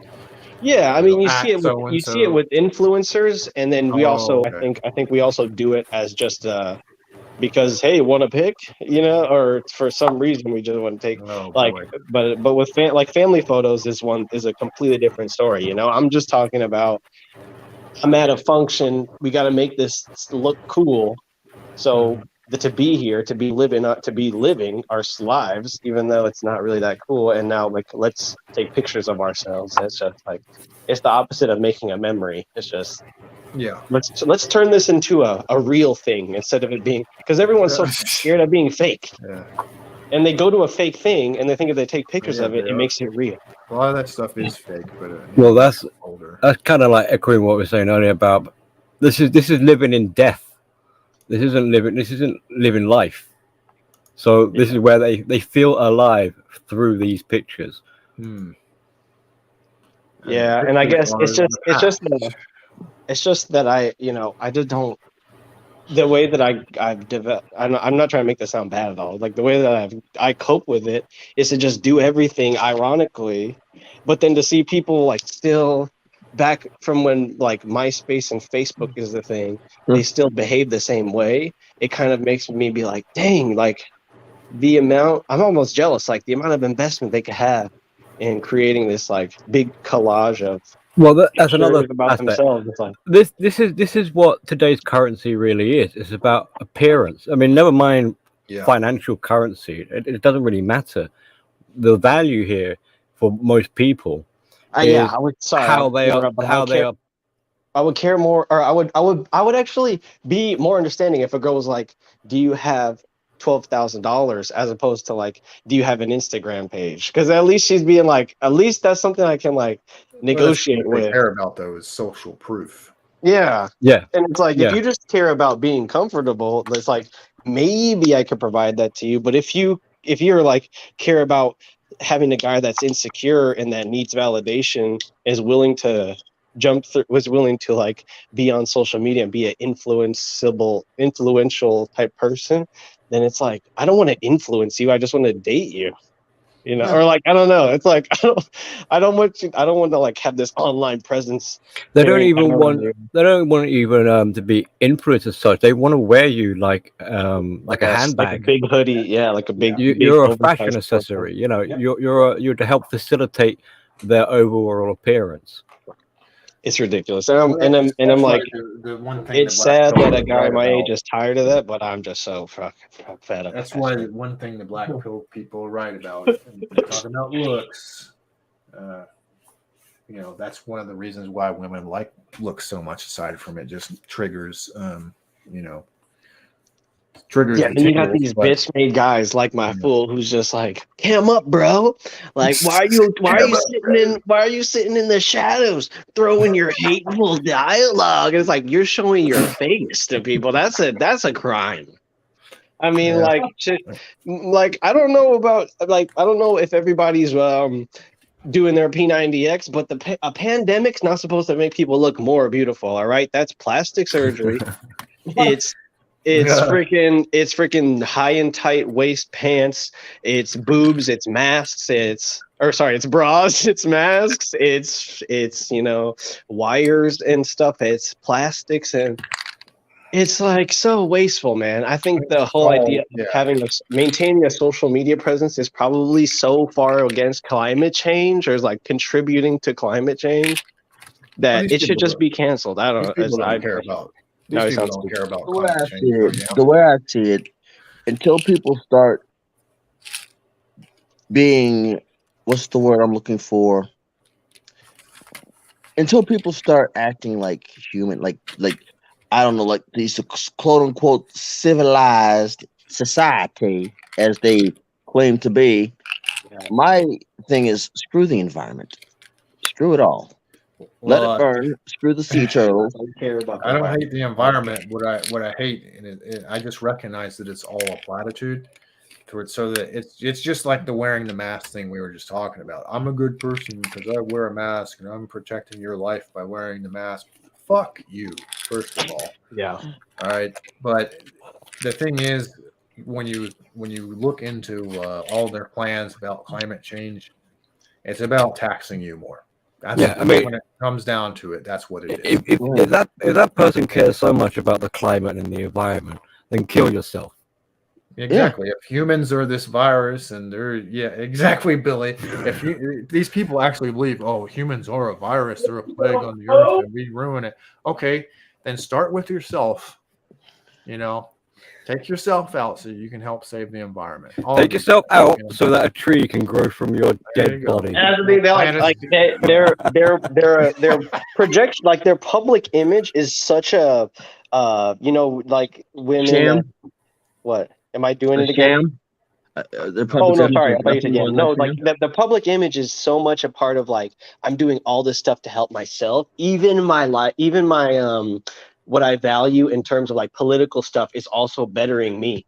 And that's like the most selfish projection, and everybody does it. Like it's like my politics are like my mind is so good. I'm so high IQ that I like even my politics and things that I was even my emotional reactions to things help myself. It's like such a sociopathic Mm. way of looking at your life. It's like I, no, you wanna I if got you believe in the environment, you should be actively smoking Yeah, cigarettes and doing hardcore drugs and cutting you limbs know, off and donating them They're and the same just people that destroying throw your trash body. out outside, like they o- just throw over trash on the here, over here in the UK, we had people gluing their faces to the motorway tarmac to stop traffic because of okay. climate change. And Huh. these are causing on the motorway. You know, you're not meant to have any pedestrians on there. So these were causing massive tailbacks. I mean, ambulances were trying to reach emergencies and they couldn't because there's people across the motorway carriage, and the police, had to try and remove them. That was causing a big kerfuffle. Luckily, that seems to have died off now. I haven't heard any recent reports about that. But a new one has come along. I don't know if you guys have been experiencing it, where now these activists are deflating people's tires. No, I've never heard of that, but that's pretty fucking wild, man. So check your tires when you go to your vehicles because you never know, some muppet might have come along and deflated it, or worse yet, they might have gone and slashed them. But It's just And like there's no loyalty. Like you talk about people, that seems like an act that you would do to a person where it's like That you didn't I'm like. lo- you betrayed us, and I'm like, who are? It's like Lord Farquaad. He looks behind himself, and there's no one else there. It's like you. This is a message from us. No, it's like you decided to do something really stupid, and you're blaming it on my group versus your group. well, Like us. we're So yeah. this one person has now represented we the people because they're so Yeah, because yeah, we're yeah. so That's they've exactly. become so grandiose that they are now the Yeah. spoke. I mean, Greta Thunberg, for fuck's sake. that gets back to our tribalism show we did. Yeah, if I see a climate change person, I'm going to if somebody's outwardly climate change, I can strangle them. I'm just trying to help the environment, Yeah, Especially there you go. I'm being environmentally conscious and I'm seeing the toxins that, their body is spewing out and I'm Yeah. trying to expedite it. Well, I mean, I don't want to go when I go hiking. Like I love nature. I don't want to see human trash laying around. But at the same time, That's I'm true. not producing it. I keep my trash where it belongs. You don't But I see also don't human want to trash. raise my fucking taxes. Yeah. And I don't want to be lectured by people who fly on private jet planes. Right. There was an old, this is like going back long ago. We used to have glass recycling banks on the street, and you divide up your colored glass, clear glass, green glass, or whatever. Yeah, I remember that. And then the truck would come along and just empty all these glass bottles into the same bin. It was like, what was the point of getting people to divide their colors if it just gets all mixed up anyway? Yeah, I know, it's stupid. Not very Well, well. I've seen people throwing full on just they throw organic stuff in recycling all the time, and it's just I don't know. It's just making it. There's nothing we can actively do about it. We already are a problem. The more we think about it, the more we're gonna do. The more we're gonna make it even worse. I think we already are unconsciously doing what we're doing to the environment. Now that you have people who are activists who are trying to make people more aware, it's all it's going to do is just make people overthink and just cause more. This petrol crisis thing that we've got with the prices going up. They're now making the argument, which is like, it's the saving grace for electric cars. It's not. Which shows that before this price inflation, electric cars weren't popular. They weren't succeeding. But now suddenly, because there's a problem with fuel, electric cars are now somehow more viable. But we're probably already aware that electric cars aren't environmentally friendly. No, them batteries are when them batteries get disposed, they're nasty. Yeah. But it's just one of those things where they it's a platitude and they expect the people who go along with it to not really think about it. Yeah. who are. It's just a talking thing. Like it's just a thing to talk about, like around the coffee table or something, or like in the coffee store or something. It's just a. That's all it ever should be. It's like it's just a scientific fact. Like why make that into an entire like just being imagine being so shook by the fact that like gravity. It's like everybody's acting like Isaac Newton when they first discovered gravity. Oh my God, the climate! It's gonna kill me. It's like, dude, relax. Like, No. Well, humans are very arrogant.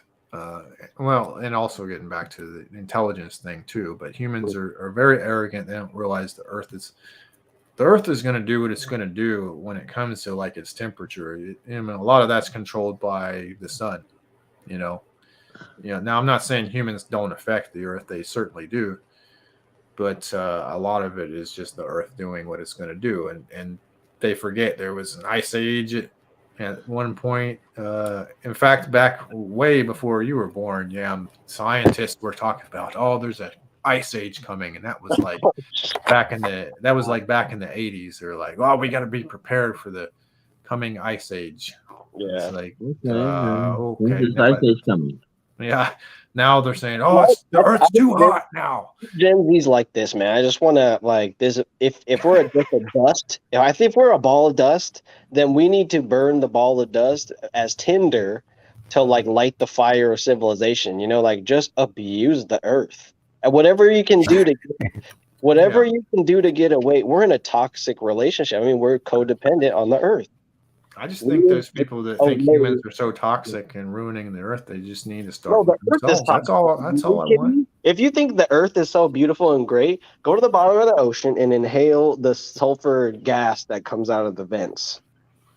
Because if you want to talk about toxic, I think by the end of me and Rifle are going to be having banners that say like, "Kill yourself, save the Earth."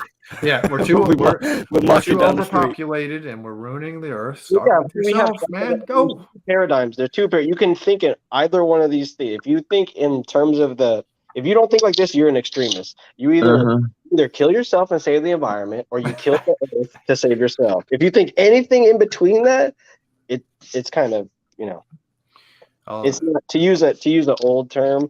Well, no, it's just you're just a failure. I just think you're just a failure. Well, tell me about it, D man. On a smaller scale, like what was it? Like Friday was a beautiful spring, like warm with a cool breeze, sunny, beautiful blue sky. Just a great day Friday, and then fucking Saturday we got snow. It's crazy. Yeah, like I said, the weather is just a thing you're supposed to talk about instead of talking about religion and politics. But we turned it into a whole entire thing now. Ridiculous. But what are you going to do about that, I guess? What are you going to do? You just got people out there that need something to live for because they're guilty, because they get to breathe air, because they're not in a volcano and it's not a volcano is not exploding ash in the atmosphere. I'm with John Smith on this one. In part, that's also like another part of the symptomology of these people losing their minds because they're so frightened and scared of the world that their survival is in jeopardy every bloody minute. They're scared of their own shadows. So things like the weather, which is like a magical phenomenon to them, is going to be like, oh my God, there's deep, profound meaning behind all of this chaos, and it's just like, whoa, it's just it's raining. These people are being moved into institutions where they actually have power now. Yeah. Well, as opposed to just being a fearful peasant, now they're a fearful noble person. Now they're a person that's like, I administer healing and good climate to the world with my decision of city council to like teach kids about the Red River. It's just like or something about some delusional diatribe of we're going to teach kids how to be predators. What? That's a good. I guess send your kids to that school. Yeah. The International Women's Day thing that was earlier this week, my kids' school were promoting that, and it was pretty harsh, man. It was like do not stand against the biases towards women and girls, and we will not let male and boy bias go get in the way or whatever. Like, we're the future. Hashtag we're the future. And it's like, whoa. Okay. And this is my kids in primary school. This is like 5 to 11-year-olds, and I was just like, this is it was appalling. It was disgusting. Like, teaching these. I mean, first of all, you shouldn't have political, social issues, justice issues, or whatever as part of primary education. It's just, why they're doing that to the kids, kind of thing. And then to teach them like the girls are all victims at the hands of the boys. And bear in mind, this school has only about maybe 4 or 5 male teachers, and somehow they're saying there's a bias towards boys. It's like, what? Yeah. Help me. When you figure that out, I'll let you. When I figure that out, I'll let you know. And when you do it, let me know. I'm just thinking, like, it's supposed to be a sign of a mature person to like let their kid know, hey, you're not holding me back in any way. Like you're talk about the opposite of like confidence nowadays. It's like we have so much of these things that we put in place to keep the kids up to speed with what's going on and stuff. It's like they should be like shooting past whatever. Most people, I think, most people become scumbags because they're trying to impress their parents, basically. Like their dad, they want love from their dad, so they try to, bang as many girls as possible. It's just ridiculousness the way that we like. There's like this connection. I don't know if it's probably because of the nuclear family or something. I'm not sure what it is, but It's because the nuclear family was destroyed. Yeah. Well, banging as many girls as possible is also, as a man, in your DNA. It's just but men learned to, that it was better for society for them to control that. Mm-hmm. But some people try to fill a hole by, trying to bang as many girls. There's a hole in their make as much money as they possibly can or something. Well, that's different. Or like sell their soul. They're emotionally damaged, and they think that doing that will heal them. And a lot of guys, when you talk to them, it doesn't. It actually doesn't do that. Mm-hmm. Even I did, when I got my first red pill awakening, I kind of went into that phase too, where I wanted to, get out there and try to bang as many girls, and it didn't heal me. It didn't help. I had to, heal myself at the end of the day. Yeah, and then like everybody who's not like that, they talk about is inner monologues and my deepest, darkest. I'm sorry for not doing this because I'm going through this, and it's like they can't just suck it up and deal with it. They're all into this like accept who I am and never really don't improve, because improve implies you have to think about your lack of your immortality. You have to be worried about, when you have to like look at yourself as a project. You kind of have to be real about yourself and be objective and be like, okay, why haven't, or what is my goal? What steps have I taken to do that goal? If I haven't taken any steps, then I'm not passionate about it. I need to move on. But I think most people try to sell this image of like, I'm dealing with it. I'm going through the process. I'm struggling. And if they have any people who they can claim are haters, then they can push the blame on them and be like, it's their fault that I'm not growing, and I'm dealing with them. So they're like so easily influenced by comments by a community of people, that they have a false persona even to bring together in the first place. So it's like they have a persona at all. Real. Yeah, so hard for them to be real that they like that's all they can talk about is just like how real they are. They can't talk about, they don't like drama, because drama, in order to be invested in drama, you have to believe in something that isn't real. You have to like suspend your disbelief, because that's like it's like watching a play. You're not going to be watching a play and be like, well, that didn't make sense. Why didn't they do that? That's scientifically reality. You have to have an imagination. Like in order to believe anything, and a lot of people don't. They lack that. You know, Right. they've replaced that with a voice with like the super ego telling them what's right and what's wrong. If it's not right, then they just don't pay attention to it, and then they red pill themselves on accident because they just like, oh crap. That's that's the funniest irony when they red pill themselves on accident. Mm.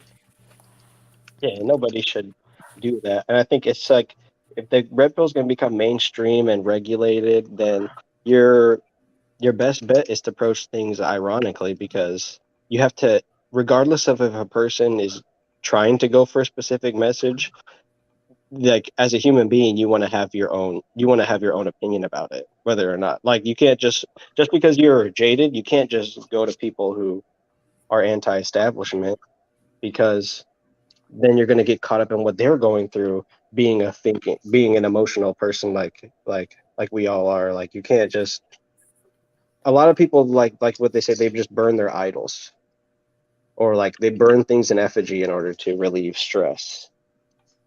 You know, it's like it's not, they're not fixing a problem, they just, now they can move on to a different group of people or a different Billy the Goat talks about that, where he's just like, they have a harem of people that they switch up and talk to when they get sick of their original tribe of people.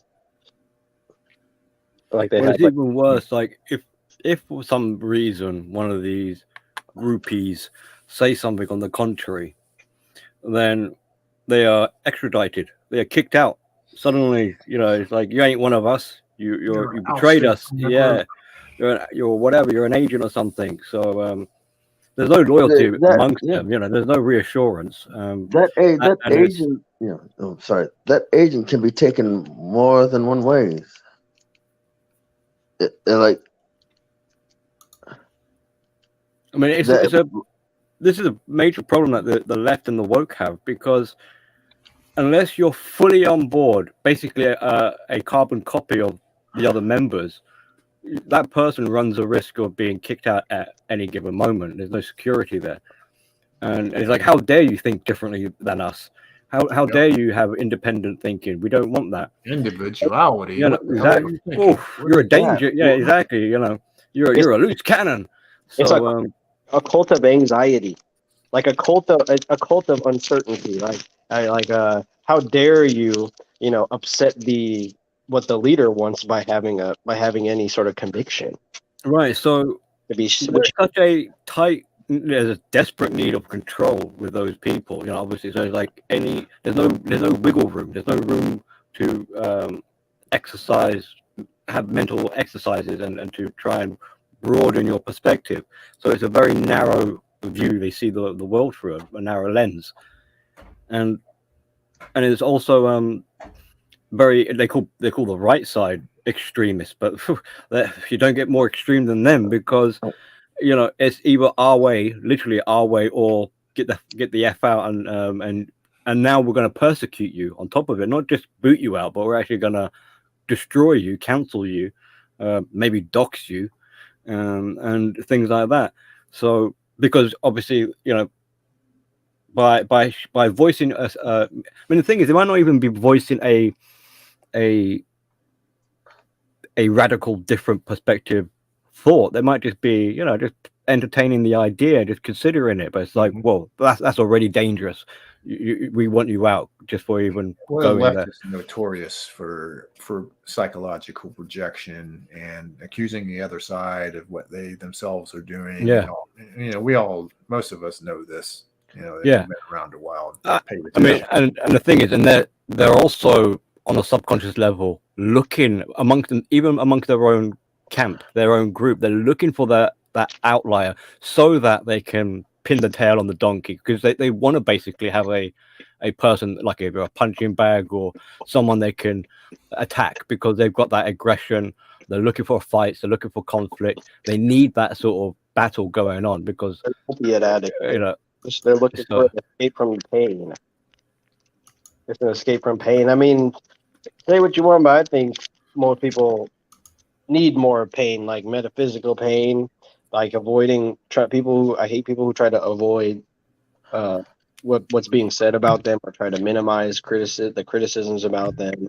It's just like it's so selfish. It's like looking at they're unable to look at themselves objectively, and then they get all upset and they get all depressed.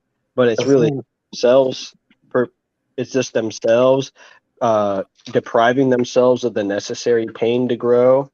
So you see them go through the guilt of not being pained, but then also experiencing it as them doing harm unto others. When it's really just they just need to get right with themselves and realize like I never think about themselves that way. We typically end the podcast with improve yourself, always be well, Yeah. always Well, do yeah. I good mean, for yourself. because so they're pain avoidant, they're which makes them very fearful also, and all that kind of stuff makes them angry, hostile, defensive, and reactionary as well, because you fart in the wind in their, no offense to wind, no pun intended. Not our wind. You fart in their direction, and all of a sudden they think you're trying to kill them with mustard gas or something like that. So they jump to crazy kind of conclusions and reactions instinctively, and with all of that, I mean, this is all tying into that survival. So they got a huge they're fearful of their survival every bloody second. They've got no security, no confidence in themselves that they'll be all right. So they can't soothe themselves or calm themselves down, and that also goes back into that conversation earlier, where they ultimately, because they're so scared of their survival, they're scared of life itself. And this is why they're on such a destructive war path for death, because at least with death, they can find some sort of comfort, rest in peace. And for them, that's their security. The only downside is that, unfortunately, like, why couldn't they bloody follow through with that and just get rid of themselves off the planet, and then everyone's life would be better? Path to a peace. There you go. More. You need like a path in order to be such a good intended person that you want to end your own suffering. It's like for the greater good. You need to actually go through a hell in order to accomplish that. But people are so stuck in that pain lifestyle that they can't bring themselves to accomplish what they are. So they are on. Well, they're so scared that they're also so scared to take their own life. They might do suicidal attempts, but their attempts are like a cry for help, because they'll say like, "Oh, I'm so, my life's so bad, I wish I was dead." But really, turn that around. What they're saying is, "I wish I could live," but they don't know how. So this is one of those quirky things when people are kind of suicidal in that sense. It's a sort of desperation cry, like, I want to be able to live, but I don't know how. And so by taking my own life, like if they do follow through with suicide, it's a way for them to finally have control of their destiny. Yeah. But for these other people that are still walking on the earth, the leftists and woke kind and the feminists, they're too frightened of death. So what they do instead is try and become immortal. They want immortality. They want to live forever. So this is partly why it feeds into that social media thing and their appearance, because then they become. I don't think that they become untouchable. I believe them when they say that they want to connect more with people, but the way that they we're so inundated with images that they see an image that's a whitewashed, or they can't. They're not going to be able to connect with people if they have no sense of self. They've got no inner core. There's no self-esteem. There's no identity. Then what are they using to connect with people? It's nothing. So what they're doing instead is they're trying to bring people into them. They're parasitical in that sense. So this is when they say they want to connect with people, what they're really saying is, I want to consume people. I want to, quite metaphorically speaking, I want to eat them into me, and then I will, to fill in that empty void that I don't have, because I can't fill it myself. Yeah. So they use people. Yeah, what's really going on is they feel guilty that they've been doing that in secret, pretending to be genuine. They wish that they were more upfront about how they use people. So they admit that they want to connect more because reality people are waking up to the fact that they're being used, and what they want is for people to be more unaware and sleep more. But like they also are attached to this social hierarchy where now you have Joe Rogan, you have people who have podcasts who like influence people and tell them information, but they want to be that, but they also don't want to have to maintain that. They want it to all to be handed to them on a silver platter. Yeah. And they should all be hung. So this is why it's like child, because like I need you to take care of me because I can't take care of myself. So I need you to be my self-esteem because I don't have any self-esteem of my own. So I need you to compliment me, and I need you to make me feel better because I can't do that myself. Yeah, guys. When people, don't you know how hard it is to live this fake life? Like, come on, I need some sort of help from you. And together we will be really fake or fake. We'll be fake real together. You know, we just Fake real. Fake real. What they're trying to do, I call this is my psychological stamp in the field. I call it the exchange, the transaction. One must die so that the other can live. So what they're hoping is that you're going to sacrifice your life so that they can live, wearing your skin. So they steal your identity. They want to eat. Kind of, yeah. They want to eat you so that they can then take your identity and your attributes and call it their own. That's a good way of seeing it. Kind of creepy and scary, in that way. But that's basically how their mode of operandi is to take people's identities, integrate it into themselves, and hope that the person they're taking the identity from dies, and then they can live. They can live on. It's a liar leeching off another liar. Basically, it's like, oh my God, I thinking about it as though. Like, why is it necessary? There needs to be and what people are realizing is nothing is good enough. Climate change, race, gender, we ate it, we chewed it, and we spit out the bones like a freaking owl in the middle of the night, with a rat or something. it's not good enough. We need more. We need to kill aliens now. Like, we need to start digging in the earth. We need to start creating. There's no limit. Yeah, there's no limit because there's no sense of self. It's an empty void. Words. Can you think about that? Like no offense, but we're still doing stuff that is just like so backward. It's such a long time ago. We're trying to bring back the past, the epicness of the past, because we've already done we want to address older age problems because in our mind we think we already figured out everything that's going on around us. We want to detach into a different world because this world, there's a clear set answer for things, and then there's also we can also identify people that want to help and people that don't. Look, everyone is striving. Like, these people are striving for some sort of utopia future, like a conclusion, like paradise, the end, right? Our destination.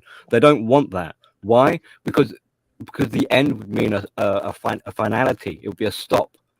They don't want a conclusion. They want it to keep going. So there'll never be a solution for them. And if you give them a solution, you make it life perfect for them, they will sabotage it or find fault in other areas because they can't be content with. Because once you reach a conclusion, now you've got the response. Like, once you've reached, say, truth or knowledge, now you've got the responsibility of what are you going to do now? You've got nothing else to bitch and complain about. Yeah. Now you're going to have to live your life, which is what you're afraid to do. Mm-hmm. So they're going to have to, whether they like it or not, with this mentality, find things to be unhappy about because they're trying to avoid the accountability of now getting on with your life. These are children that don't want to grow up. Mm-hmm. Yeah. Because what happens once you grow up, you get to your adult life. Basically, that's game over. Yeah, that's a conclusion. You've gone from baby to child to adolescent, teenager. Now you're an adult. That's it. When you're a kid at home, it's like you're only judged for the hour or two of your band concert or your test or your exam, and then the rest of the time you can just chill. But for adults, we need to for adults to vet people, we have a little bit longer of an attention span, so we we can like we like to pay attention to how you progress over time. But what people in the media want to do is they want to be those people that are around for an hour, 2 hours, and part of that time is advertisements. But they want to be that real time integrity person that a red pill person is when they go for hours and hours and hours and talk online for nothing. They don't ask for donations during a pandemic, like a scumbag or anything like that. They do what they do. They talk the way that they talk, and they are believe in what they believe in. But then you have so many people that want that respect, but are only willing to put themselves on the line if they're getting paid a shit ton of money, and if if they can create an act that lasts the length of how long that they don't want to be real. They want to benefit from it, but in a fake way, and it's sad. Yeah, It is terrible. It's actually a tragedy, really. I mean that's part of selling their mortality or exchanging their mortality for immortality, because being real, being in your body, a real person with an identity, is limiting. At some point, it's going to die. So they're again frightened of this idea, this concept. So what better way of escaping? What better way of cheating death and spitting in the face of the Grim Reaper by becoming non-existent in this bizarre, quirky, digital kind of way? We should call it King Tut syndrome on here. Just be like people who just want to be immortalized, and they never no one ever thought that King Tut, farted at an inappropriate time. No one ever thought that he made an off-color remark. It was just he's just the God King of all mankind, and the only time they ever saw him was at the top of the tent, whatever. When he just he showed his face or something, like the Pope, and then just walked back into the building, and they're like, "Oh my God, that guy's amazing!"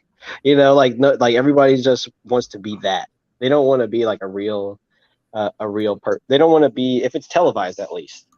They don't want to be like this real person. They just want to be like King Tut, which is I mean, the God sort of aspect, the God complex slips in there as well. Yeah, because this is part of the whole victim. They have the ability to shape the way that they come off to others, as opposed to just maybe a more humble way of approaching it. They're like, I can craft this. I can build an empire.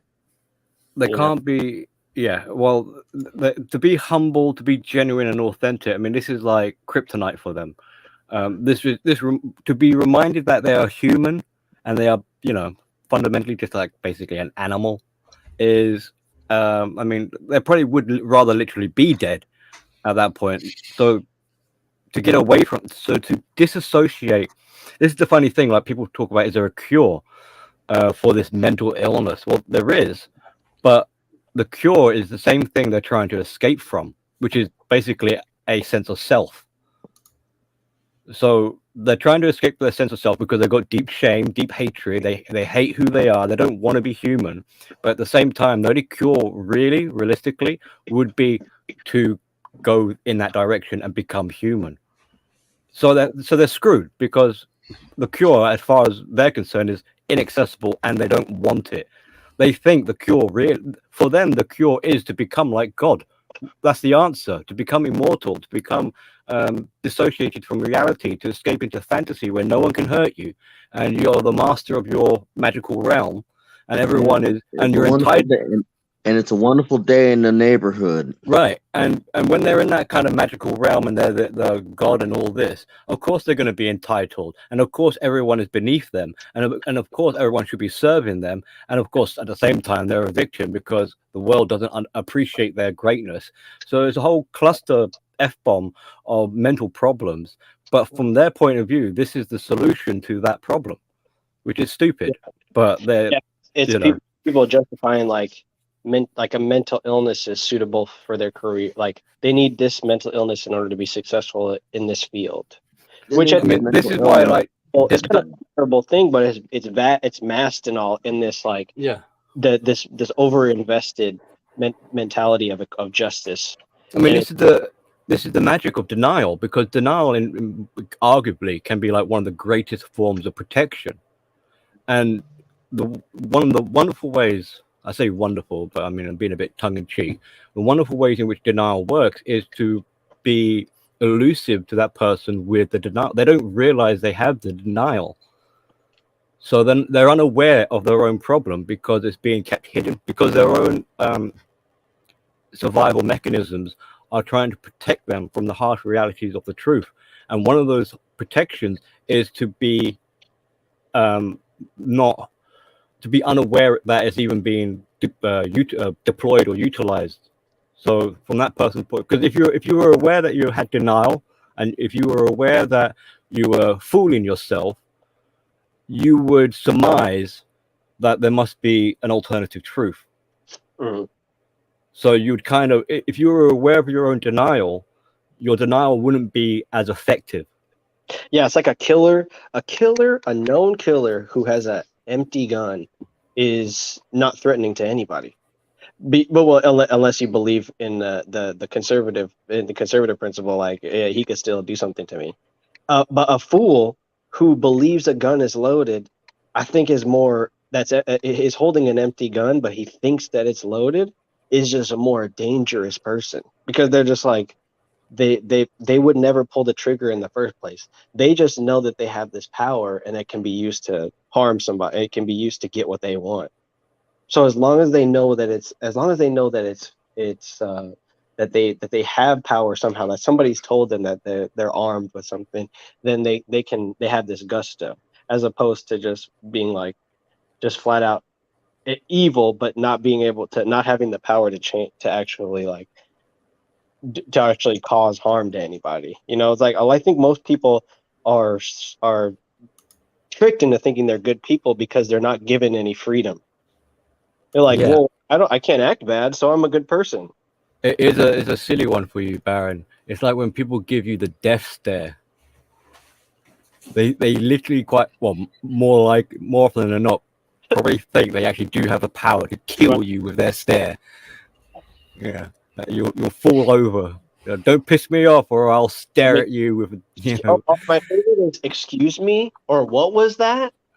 When everybody, I know people listen to their Raycon super loud and stuff, but when you really say something to somebody is the only time that you hear that, like the bitch made thing in the voice where they're like, excuse me, like they kind of like reel back in their chair, they shake in their britches, and it's just like, yeah, I mean, it's not, when you're tied to the truth, you're gonna make people feel uncomfortable like that. It's not like you're doing it to be a bad guy. You're just saying something that's true.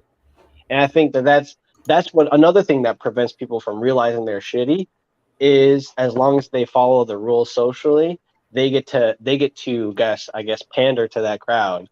Whereas if you just tell the truth, you're not able to just gain favor when you're feeling like you're diminished at all. You're not able to just like be well liked.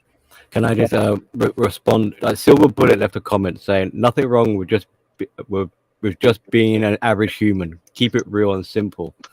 For most people, yeah, I mean, you wouldn't really need to say it to most people, but for these people, that is, to hear something like that being said to them would be like, ugh, you mean be human like you? Yeah.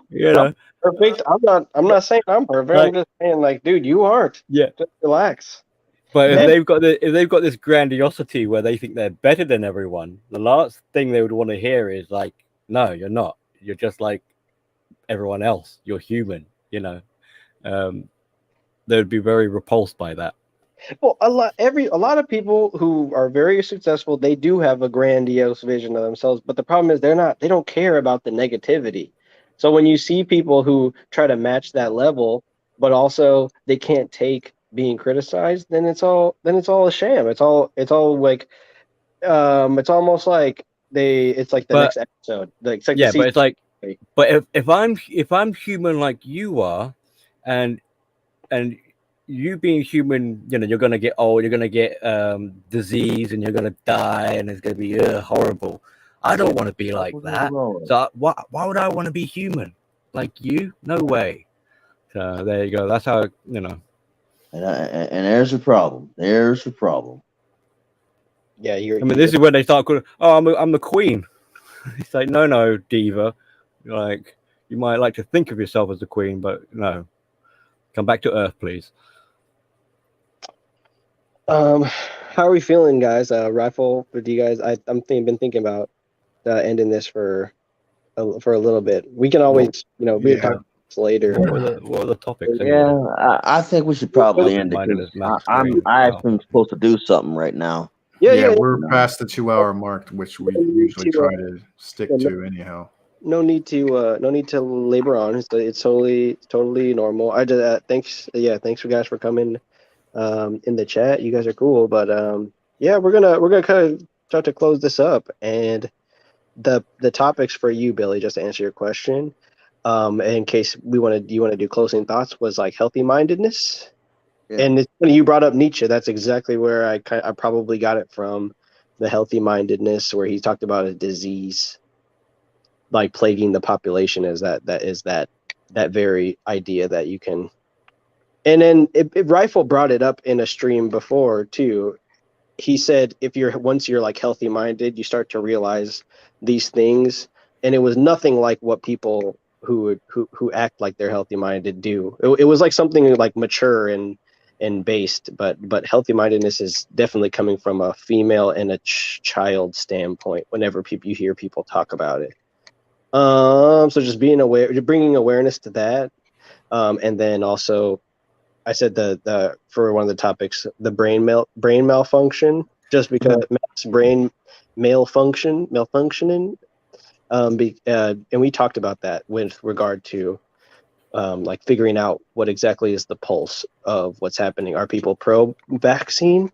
Are they pro mandate release? Are they just going along with it? And we talked about that. Most of the show's just been us riffing and talking crap, talking a whole lot of crap. Yeah. Rifle, if you have any afterthoughts about this, what do you think is what's your conclusion about things? If you don't have one, or if you have one, what's your conclusion? No, I think I pretty much said everything I had to say, man. Hopefully you guys listening got something good out of it, and looking forward to seeing them next time. All right, cool. Yeah, if this is a place where you guys could just come and just riff in the chat and just have fun, then that's all it needs to be. I mean, part of me wants to do this longer all the time, but you can't fit. There's only so many hours in a day, and you guys, Right. everybody knows that. So it's just like, whether or not when yeah. But do you have sorry, do you have any closing thoughts, Wind, on this? yeah, I got a few. All right. Don't let other people dictate whether they're government or whatever or whatnot. Yeah. 1 second. Don't let other people dictate on how you handle things. Don't let other people try to push you in handling something their way, because 9 times out of 10, their way is not always the right way, and their way is going to get you hurt or worse. And basically don't always get your sources from other places, not just the news, but do your own research. You got to do, in order to basically live a healthy life, you've got to do your own legwork. Got to do the legwork to basically have a clear, healthy mind and body. Red Pill in the Wind, signing off. Cool. Okay, cool outro. Then I guess that's a good point, man. I mean, I think mainly our problem is just that what you said is just the healthy, being healthy minded is more than just talking about it. It's actually doing it. And overall, I guess we'll just be well. And wait, is Tika with you right now, Wind? No, he's not. Oh, okay. So I'm going. So while you're going to say it right, I'm going to butcher it on purpose. Okay, fine. You do it. No, you do it. You do that. Is it time for milk? Treat yourself well. Treat yourself right. Treat yourself like milk. Do nothing but spoil yourself. And if you don't smell rotten and rancid, by the time you're done spoiling yourself, you're not doing it right. Get right, pimping. Get right. Get right, pimping. That's right. You want answers? I think I'm entitled. You want answers? I want the truth. You can't handle the truth.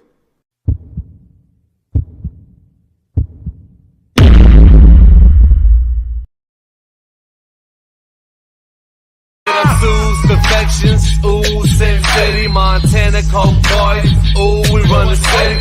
Homie tryna keep up, ooh, they going broke. I'll finish your career, ooh, get a rope. Warning, warning, warning, warning. Dope money.